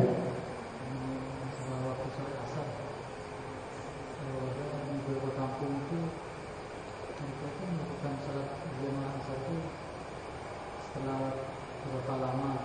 Ini jam 4 Mungkin inisiatifnya karena masih banyak yang belum pulang dari sawah atau belum pulang kerja. Jawabannya masih boleh jika, ya, kemarin sudah dijelaskan tentang waktu sholat asar yang waktu ikhtiar itu sampai kapan kemarin? Matahari menguning. Jadi kalau selama matahari itu belum menguning, maka masih boleh sholat asar. Selama matahari itu belum menguning, masih boleh sholat asar. Ya, biasanya kalau 1 jam setelahnya itu masih ini ya, masih bisa sholat asar. Tapi kalau setelah itu, nah apalagi menjelang setengah jam sebelum matahari tenggelam, itu sudah waktu-waktu akhir sholat asar. Wallahu a'lam. Ada lagi? Ya, mungkin demikian yang kita sampaikan pada hari ini, mudah-mudahan bermanfaat. Ada kurang lebihnya kami mohon maaf. Subhanallah wa bihamdika, asyhadu an la ilaha illa anta, astaghfiruka wa atubu ilaik. Sallallahu ala nabiyyina Muhammadin wa ala alihi wasallam ajma'in. Walhamdulillahirabbil alamin. Assalamualaikum warahmatullahi wabarakatuh.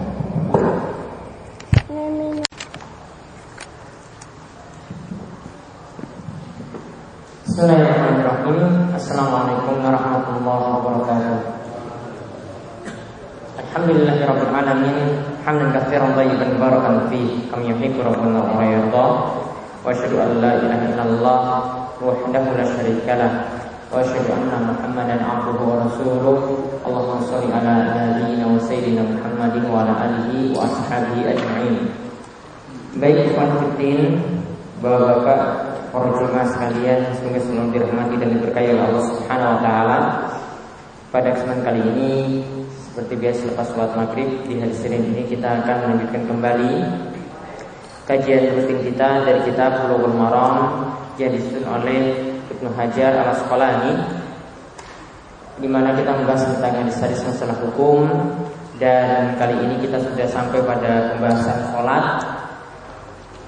Kita masih membahas tentang waktu-waktu sholat saat ini, yaitu kita sampai pada hadis ke-171 atau hadis ke-21 dari pembahasan sholat ini. Kita akan melihat kali ini pembahasan tentang fadlus sholat di awal waktiha, keutamaan sholat di awal waktu. Keutamaan sholat di awal waktu. Yaitu hadisnya dari Ibnu Mas'ud radhiyallahu anhu. Ia berkata, Rasulullah sallallahu alaihi wasallam bersabda, "Afdhalul a'mali as-sholatu fi awwali waqtiha."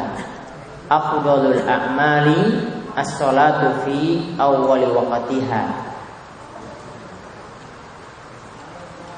Sebaik-baik amal, ya, sebaik-baik amalan atau amalan yang utama itu adalah sholat di awal waktunya. Seutama-utamanya amalan adalah sholat di awal waktunya. Hadis ini kata Ibnu Hajar, rawahu Tirmidzi wal Hakim wasahhahahu. Diriwayatkan oleh Imam Tirmidzi, Imam Hakim, dan keduanya mensahihkannya. Wa asluhu fi sahihain. Namun asal dari hadis ini terdapat dalam Sahih Bukhari dan Muslim. Maka hadis ini menunjukkan tentang sholat kapankah dikerjakan yang paling bagus.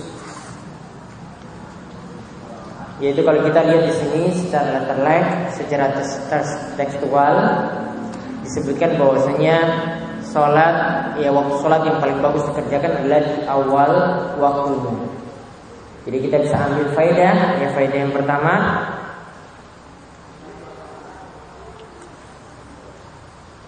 waktu sholat yang paling afdol adalah di awal waktunya.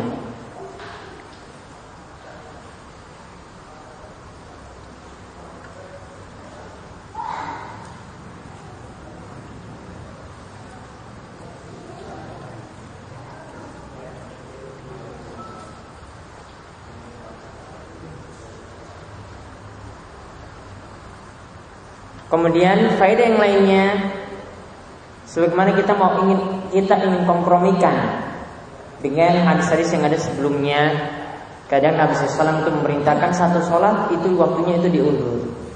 Seperti waktu sholat apa? Sholat zuhur ketika keadaan panas. Begitu juga waktu sholat isya selama tidak memberatkan jamaah. Maka kata Syekh Muhammad bin Shalih Al-Utsaimin, ya, waktu sholat di awal waktunya di sini, ya, sholat di awal waktunya di sini juga melihat ini tidak berlaku untuk setiap sholat. Ya, jadi faedah yang kedua, sholat di awal waktunya ini tidak berlaku untuk setiap sholat.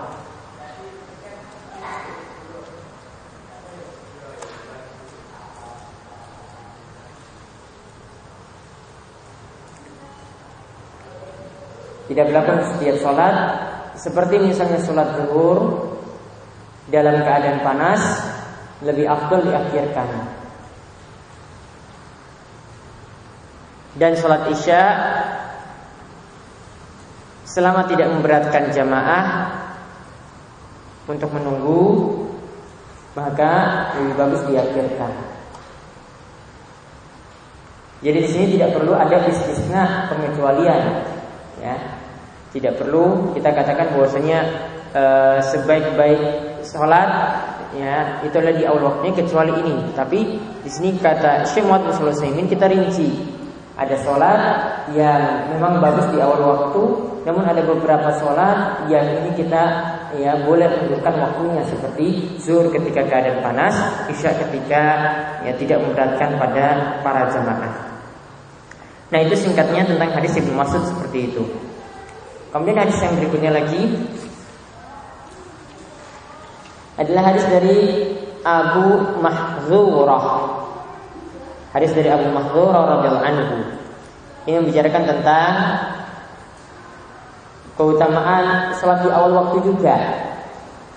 Di sini dikatakan dalam hadis tersebut, anna Nabiya sallallahu alaihi wasallam, bahwasanya Nabi sallallahu alaihi wasallam berkata, awalul waqti ridwanullah.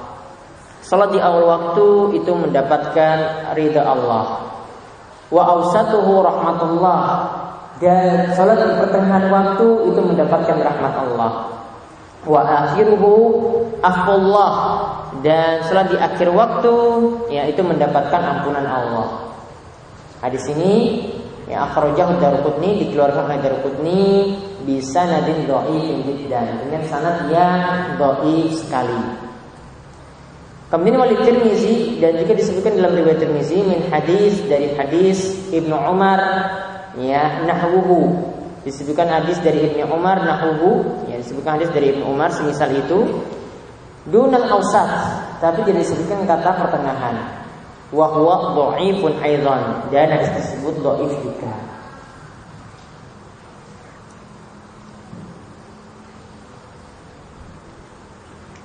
Jadi hadis ini kalau dilihat dari isinya,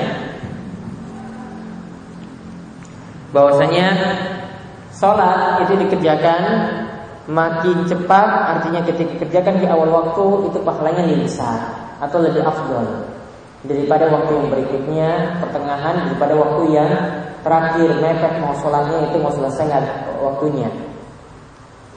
Namun sekali lagi sini sudah ditegaskan oleh Ibnu Hajar, hadisnya itu dhaif, hadisnya itu lemah. Sehingga dalam menyikapi hadis ini kita cukup berpegang dengan hadis yang sahih yang sudah disebutkan tadi dari Ibnu Mas'ud. Ya, semua berpegang dari hadis yang disebutkan oleh Ibnu Mas'ud. Namun di sini kok bisa Ibnu Hajar itu membawakan hadis dhaif di sini? Sebagaimana dalam bab-bab sebelumnya ketika kita bahas kitab Taharah, ya, beliau juga membawakan beberapa hadis dhaif. Di sini dijelaskan oleh Syekh Muhammad bin Shalih Al-Utsaimin bahwasanya Ibnu Hajar itu sengaja membawakan hadis dhaif di sini supaya mengingatkan orang yang membaca kitab ini, kalau temukan hadis semacam ini, ketahuilah bahwasanya hadis tersebut dhaif atau hadis tersebut lemah. Sehingga apa? Tidak bisa dijadikan dasar hukum. Cukup hadis sahih yang dijadikan pegangan. Jadi begitulah Ibnu Hajar ketika membawakan hadis-hadis dhaif dalam kitab Bulughul Maram ini. Ya, beliau bawakan keduanya. Nah, kalau ada jamaah yang temukan hadis semacam ini, jamaah yang lain menyebutkan ada yang baca di masjid, maka katakan bahwasanya ini Ibnu Hajar sudah tegaskan dalam Bulughul Maram, hadis tersebut dhaif. Yang sahih tadi hadis dari Ibnu Mas'ud yang mengatakan bahwasanya afdhalul a'mal as-shalah di awal waktunya. Sebaik-baik salat yaitu adalah salat yang dikerjakan di awal waktunya. Dan memang dari sisi makna awal itu lebih bagus, ya artinya kita lebih segera dalam beramal daripada menunda. Ya, daripada menunda di pertengahan, apalagi di akhir. Kalau di akhir itu biasanya menunjukkan kemalasan. Namun kalau di awal itu berarti tanda seorang itu mubadaratul khairat, yaitu berlomba-lomba di dalam kebaikan. Kemudian hadis berikutnya lagi tentang larangan sholat setelah terbit fajar subuh, yaitu setelah waktu subuh itu masuk, kecuali kerjakan 2 rakaat saja. Ya, tentang larangan sholat setelah sholat subuh itu masuk, kecuali mengerjakan 2 rakaat saja, yaitu 2 rakaat qobliyah subuh. Hadis ini yaitu dari Ibnu Umar radhiyallahu anhuma, bahwasanya Rasulullah itu bersabda, "Sholata ba'dal fajri la sholata ba'dal fajri illa sajdatain." Akhrajahul khamsa ila Nasa'i. Tidak ada sholat setelah terbit fajar subuh. Ya, kemarin kita sudah bahas fajar itu ada 2. Itu fajar apa? Fajar shadiq, dan yang kedua fajar kadzib. Fajar kadzib ini yang masih boleh makan ketika itu tapi belum sholat, boleh sholat subuh. Namun kalau fajar shadiq itu sudah harus berhenti makan, yaitu makan sahur, dan ketika itu waktu subuh itu sudah masuk. Nah, di sini dikatakan tidak ada sholat setelah fajar subuh itu terbit illa sajdatain, kecuali 2 rakaat saja. Sajadah di sini maknanya rakaat, maknanya adalah rakaatain. Sajdatain di sini maknanya adalah rakaatain. Maka demikian juga kalau kita artikan ada hadis yang menyebutkan semisal ini, seperti Nabi SAW itu perintahkan kepada seorang sahabat, dia itu ingin dekat dengan Nabi SAW. Ya, maka Nabi SAW itu beri nasihat kepada dia supaya dia dekat dengan Nabi SAW. Artinya mudah mendapatkan syafaat Nabi. Maka beliau ingatkan kepada sahabat tersebut, ya, fa inni alaika bikasratis sujud. Maka tolonglah aku dengan engkau itu memperbanyak sujud. Apa maksudnya memperbanyak sujud? Sama dengan di sini.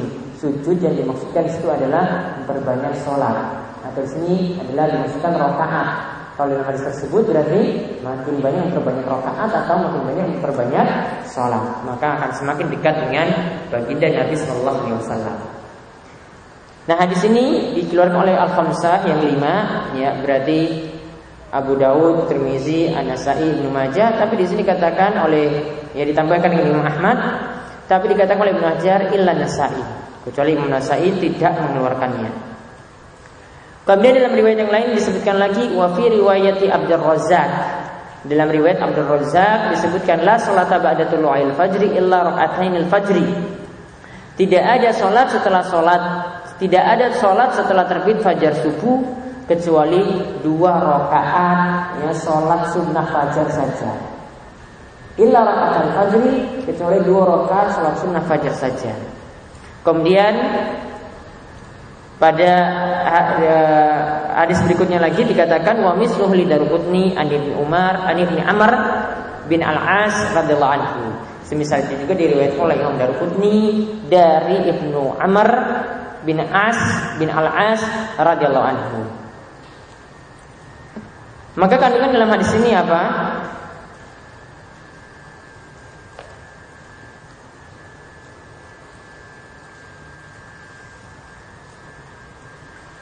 Yang pertama, hadis ini mengandung faedah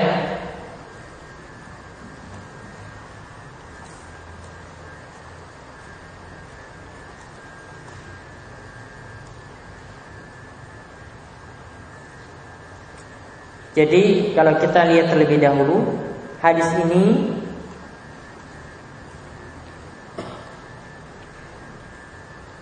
Bisa bermakna bahwasanya la sholata ba'dal fajri, itu bisa bermakna tidak ada sholat setelah terbit fajar subuh, kecuali 2 sholat ini. Atau kalau kita lihat pada hadis-hadis yang lainnya,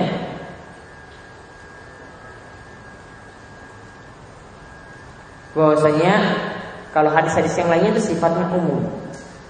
Artinya setelah azan subuh itu masih boleh dikerjakan sholat sunnah. Mungkin ada yang beranggapan berarti ini bertentangan. Kalau dibolehkan sholat sunnah itu berarti tidak dibatasi. Kok di sini dibatasi cuma 2 rakaat? Kalau kita mau kerjakan, ya ada sholat tahiyatul masjid, kemudian masuk lagi ada sholat sunnah qobliyah subuh, itu bagaimana? Ini kan sudah lebih daripada 2 rakaat. Maka Syekh Muhammad bin Shalih itu katakan ini seakan-akan di sini bertentangan. Apakah kita menempuh jalan jamak yaitu kompromi, ataukah kita menempuh jalan ya merojihkan mana hadis yang lebih kuat dengan mengatakan bahwasanya hadis yang disebutkan kali ini hadis yang syadz, artinya yang menyelisih riwayat yang lebih kuat. Namun dalam kaidah pentarjihan atau memilih pendapat yang lebih kuat, ya yang mesti kita lakukan terlebih dahulu adalah mengkompromikan. Kalau bisa dikompromikan ya kita kompromikan, tidak kita gugurkan satu dalil dan mengambil dalil yang lebih kuat, tidak. Tapi kita lebih bagus adalah kompromikan, jalan itu terlebih dahulu ditempuh.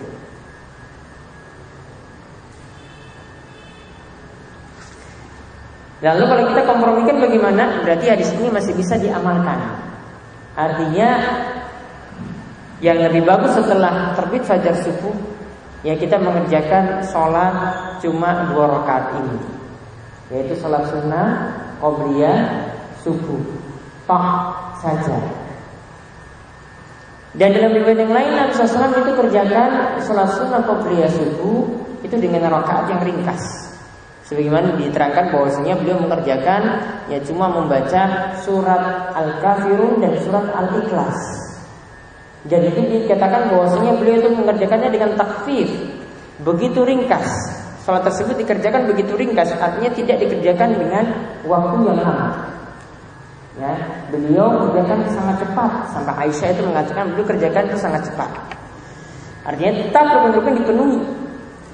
Nah, kalau beliau itu mengerjakannya sholat sunnah qobliyah subuh saya dengan cepat seperti itu, dengan ringkas seperti itu, maka ini tanda bahwasanya setelah 2 rakaat ini berarti tidak ada lagi rakaat yang lainnya.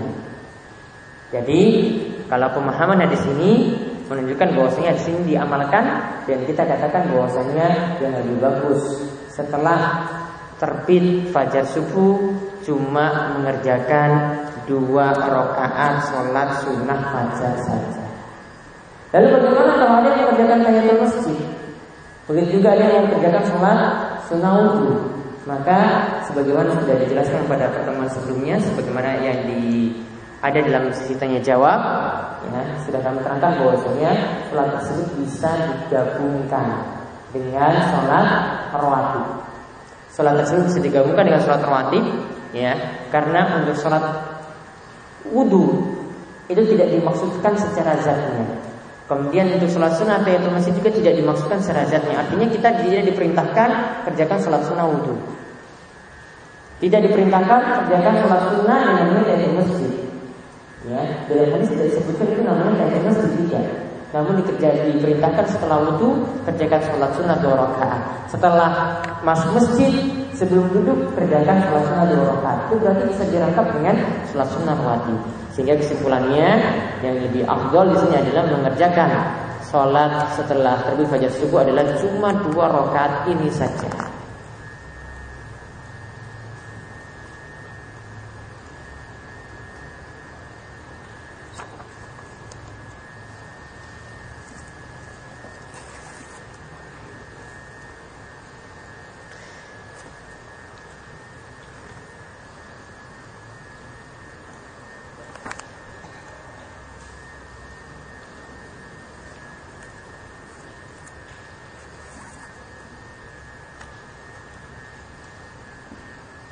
Baik, selanjutnya kita lihat lagi hadis dari Ummu Salamah. tentang bolehkah mengqadha mengganti sholat sunnah rawatib.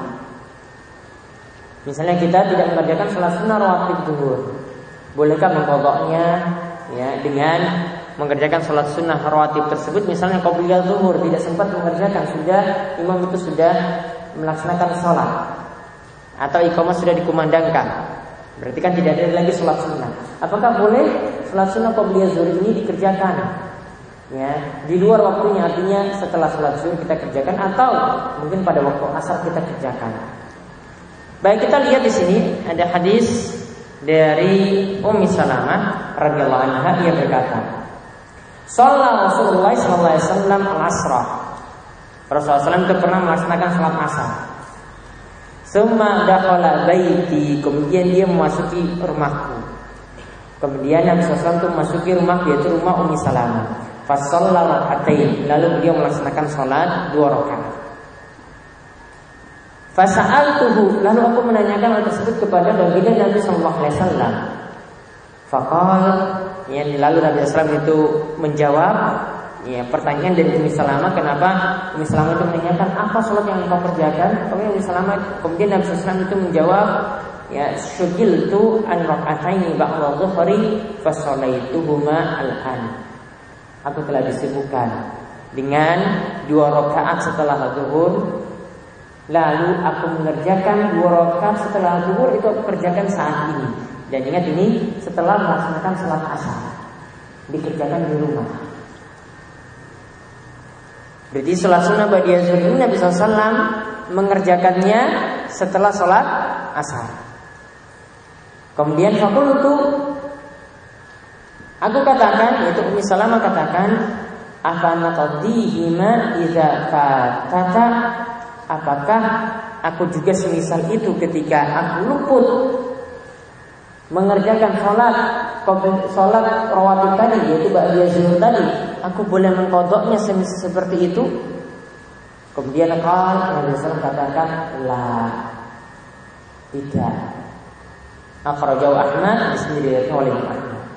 Kemudian dalam riwayat Abu Dawud, ya, ditambahkan dari Aisyah radhiyallahu taala anha bimaknahu, yaitu disampaikan secara makna. Itu hadis dari Ummi Salamah ini, ya, salah satu istri Nabi sallallahu alaihi wasallam.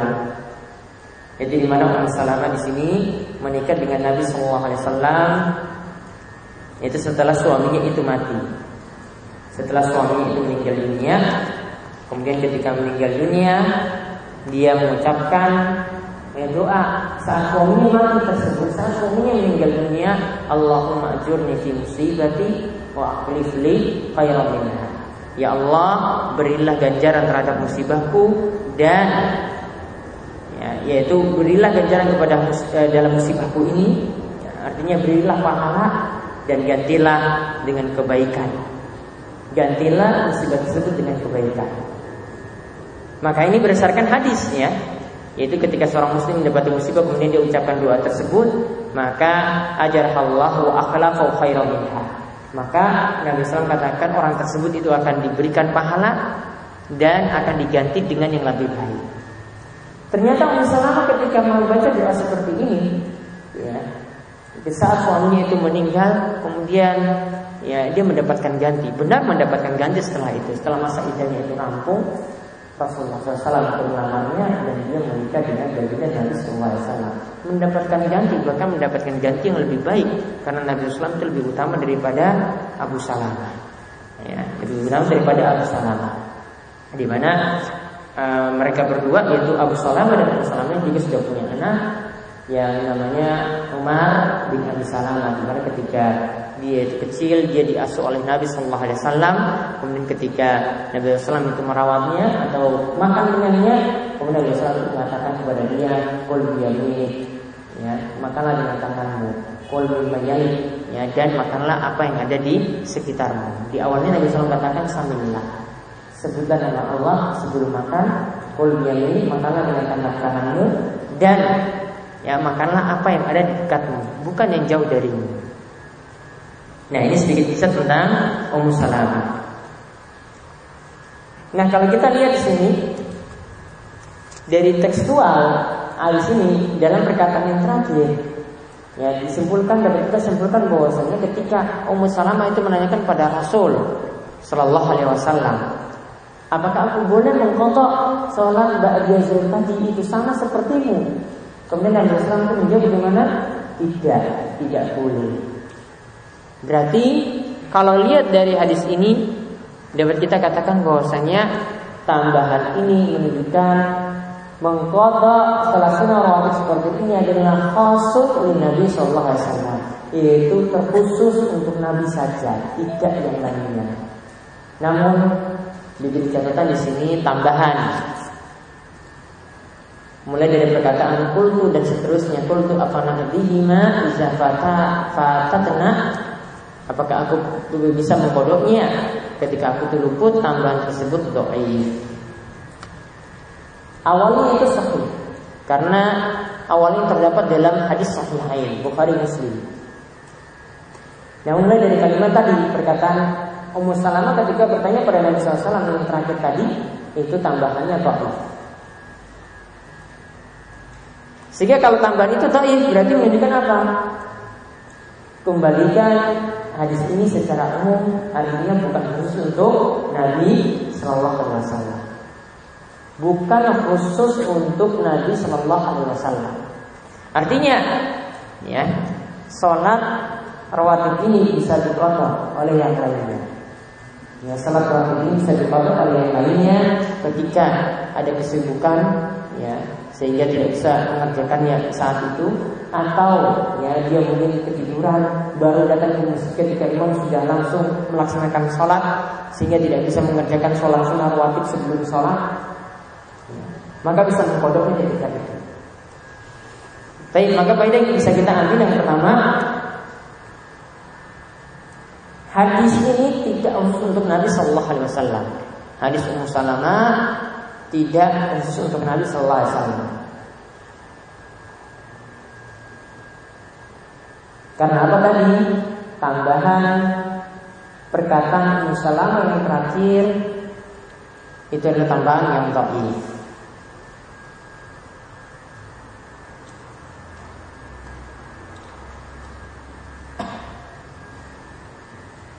Kemudian faedah yang kedua, mengqadha salat rawatib itu berlaku umum bagi siapa saja. Mengqadha salat rawatib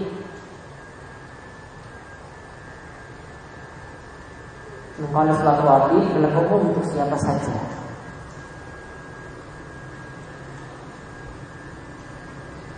Kemudian yang ketiga,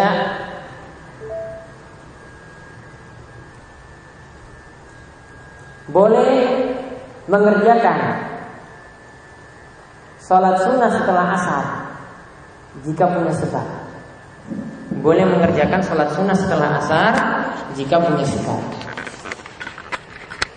Ada sebab atau tidak? Tadi ada. Jadi Nabi SAW kerjakan sholat sunnah ba'da zuhur tadi setelah asar ini karena ada sebab, maka dibolehkan. Kemudian faedah yang keempat, mengqadha salat sunnah rawatib di sini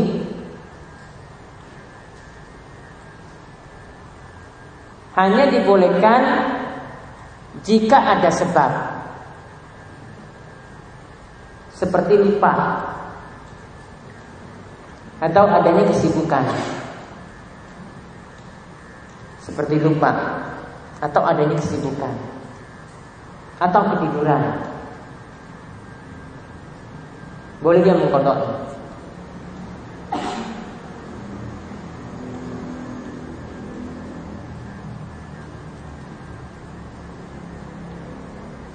Kemudian yang terakhir,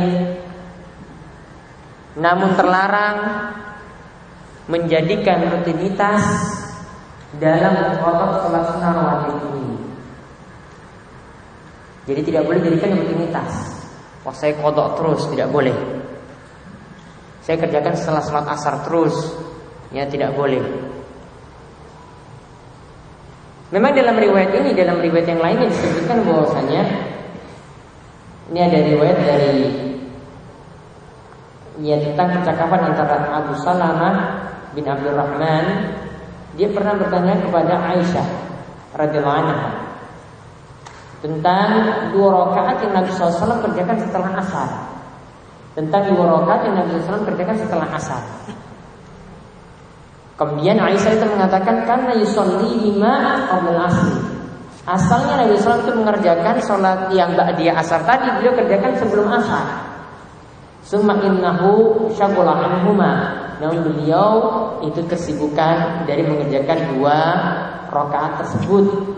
Sehingga apa? Beliau kerjakannya setelah asar. Au nasihima, atau beliau itu melupakannya. Beliau itu lupa. Fasolah huma ba'dal asri. Maka Nabi SAW itu mengerjakannya setelah asar. Summa asbatahuma, lalu beliau merutinkannya. Ketika ini.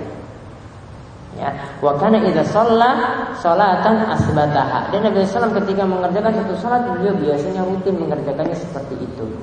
Maka di sini diterangkan oleh para ulama yang rutin seperti ini, khusus mengerjakannya setelah asar seperti ini secara rutin, ini adalah khasaisun Nabi sallallahu alaihi wasallam. Ini adalah terkhusus untuk Nabi, tidak untuk yang lainnya. Ya, ini hanya terkhusus untuk Nabi sallallahu alaihi wasallam, tidak untuk yang lainnya. Karena apa? Ada larangan mengerjakan sholat sunnah setelah asar. Ya, ada larangan mengerjakan sholat sunnah setelah asar. Maka kita kompromikan tadi yang ada atau boleh itu jika ada sebab. Kalau dirutinkan terus, ya, ini bukan lagi ada punya sebab seperti dia kelupaan atau dia ada kesibukan dan seterusnya.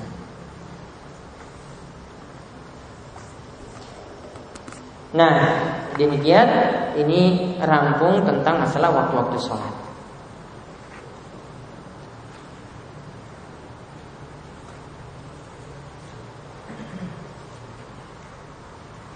Ada yang tanyakan terlebih dahulu tentang waktu-waktu sholat ini sebelum kita masuk pembahasan azan. Iya.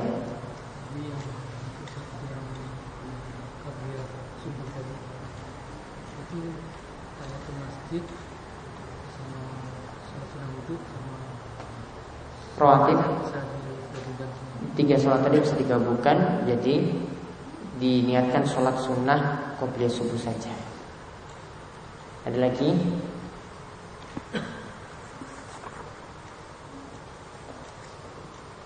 Ya. Sunnah lagi, sholat sunnah 2 rakaat ya, boleh. Ketika kalau di zaman Nabi SAW itu para sahabat ketika masuk masjid sebelum maghrib itu masjidnya sudah full, sudah ramai, ada yang sholat tiang. Ya, pokoknya itu seakan-akan kalau ada orang yang masuk, disebutkan dalam hadis kalau ada orang yang masuk dalam masjid, mereka menyangka bahwasanya sholat maghrib itu sudah dilaksanakan karena saking banyaknya yang sudah berada di masjid. Kemudian ada pengumuman hadis dari Nabi SAW juga, atau ada hadis dari Nabi SAW tentang sholat sunnah qobliyah maghrib. Nabi SAW katakan liman sya'a, ya siapa saja yang mau mengerjakannya. Artinya masih boleh mengerjakan sholat sunnah qobliyah maghrib, tapi tidak masuk sholat sunnah rawatib. Dia tidak masuk sholat sunnah rawatib, masuk sholat sunnah mutlak 2 rakaat, tidak masuk dalam rawatib. Ada lagi?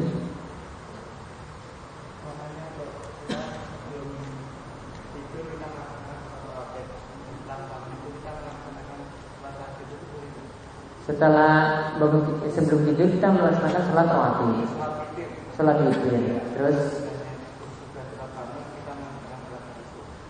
boleh, namun tidak boleh ada 2 witir dalam satu malam. Ya, tidak boleh ada 2 witir dalam satu malam, witirnya cuma sekali. Kalau fajar kadib masih boleh tahajud. Sholat tahajud berhenti ketika sudah masuk fajar shadiq, yaitu azan subuh. Ada lagi?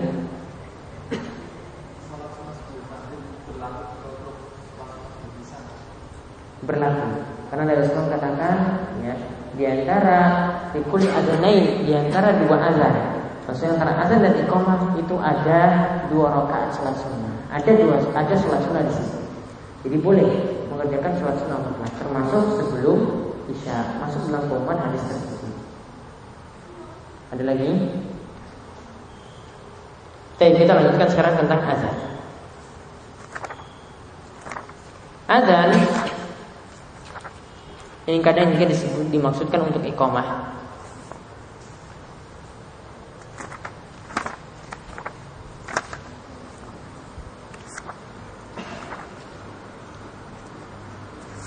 Nanti dalam bahasa azan di sini ya dijelaskan tentang tata cara azan, waktu-waktunya.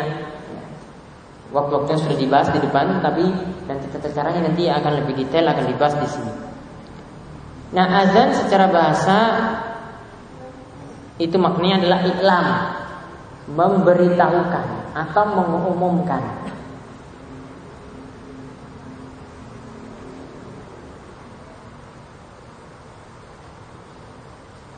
Sedangkan secara istilah azan itu artinya al-i'lamu bihuduri waqti fi'li shalah bi dzikrin makhsusin, yaitu pemberitahuan tentang masuknya waktu sholat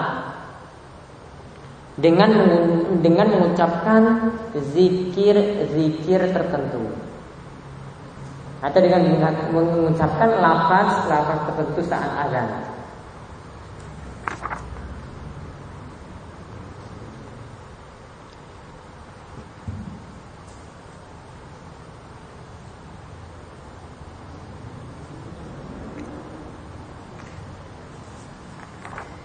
Kemudian hukum azan sendiri, menurut pendapat yang lebih tepat, hukum azan itu fardu kifayah. Hukum azan itu fardu kifayah. Artinya jika di satu tempat sudah dikumandangkan azan, maka yang lain gugur kewajibannya. Misalnya di satu desa itu ada beberapa masjid. Satu masjid sudah kumandangkan azan, maka masjid yang lain itu gugur kewajibannya.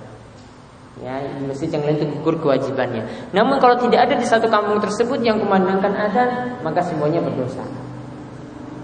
Itu namanya fardu kifayah. Ini berlaku ya bagi orang yang mukim maupun yang bersafar, musafir. Ketika di perjalanan misalnya dia mampir di suatu tempat, ya di tanah kosong atau di lapangan tempat dia itu transit misalnya, dia ingin melaksanakan sholat, diperintahkan dia juga untuk mengumandangkan azan.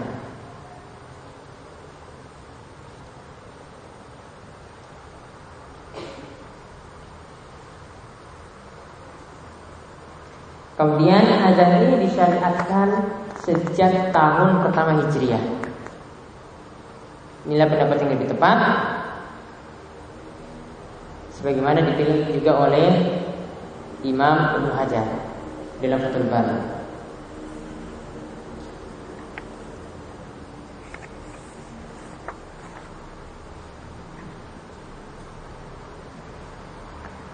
Dan awal persyariatan dahulu ya, nanti akan disebutkan dalam hadis pertama ini.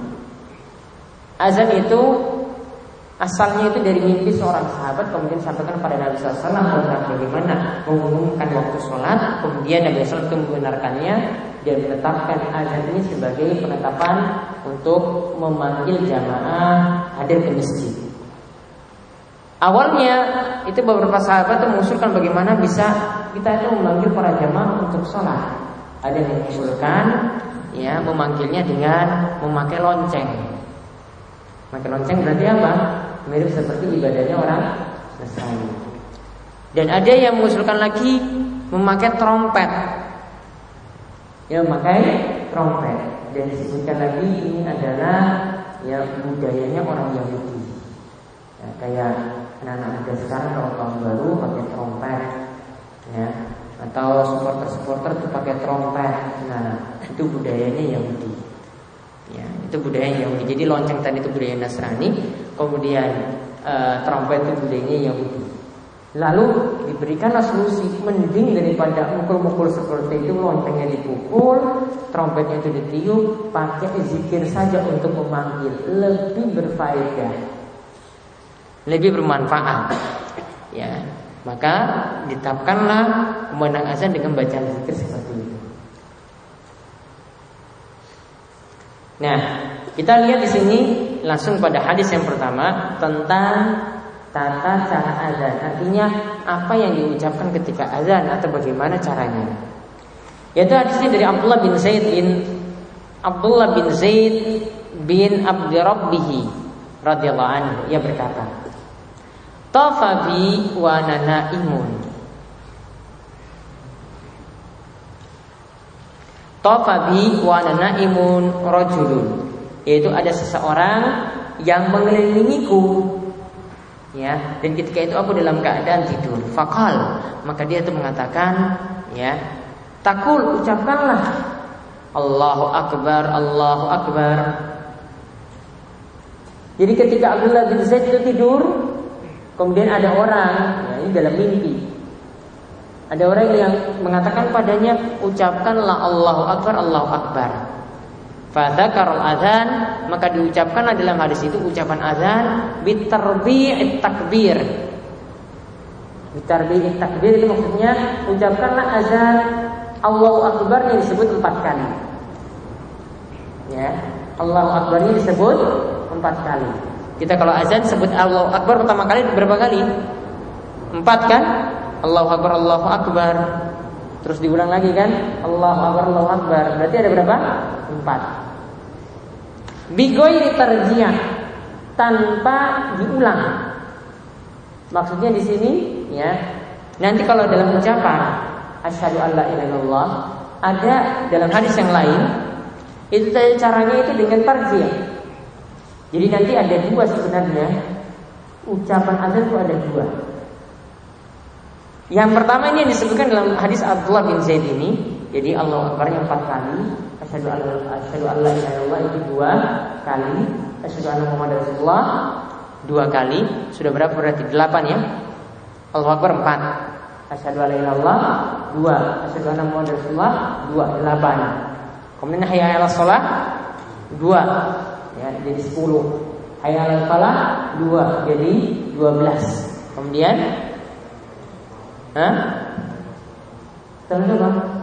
Allahu Akbar, Allahu Akbar 2 lagi, berarti 14. Ditambah terakhir la ilaha illallah 1 kali. Ya, jadi totalnya berapa kalimat? 15. Jadi azan totalnya ada 15 kalimat. Ada satu tata cara azan. Jadi Allahu Akbarnya cuma disebut 2 kali. Allahu Akbar, Allahu Akbar. Lalu sebut asyhadu alla ilaha illallah. Kemudian asyhadu anna Muhammadar Rasulullah. Ya. Disebut asyhadu alla ilaha illallah 2 kali, ya, baru asyhadu anna Muhammadar Rasulullah 2 kali, diulang lagi. Asyhadu alla ilaha illallah, asyhadu alla ilaha illallah, baru asyhadu anna Muhammadar Rasulullah, asyhadu anna Muhammadar Rasulullah. Jadi diulang. Itu yang namanya tarjih. Ya, pengulangan. Allahu Akbar pertamanya 2 kali, cuma 2 kali. Tapi kalau cara tarjih, dia disebut dulu syahadat, selesai, baru syahadatnya diulang lagi. 2 kali syahadatnya diulang lagi.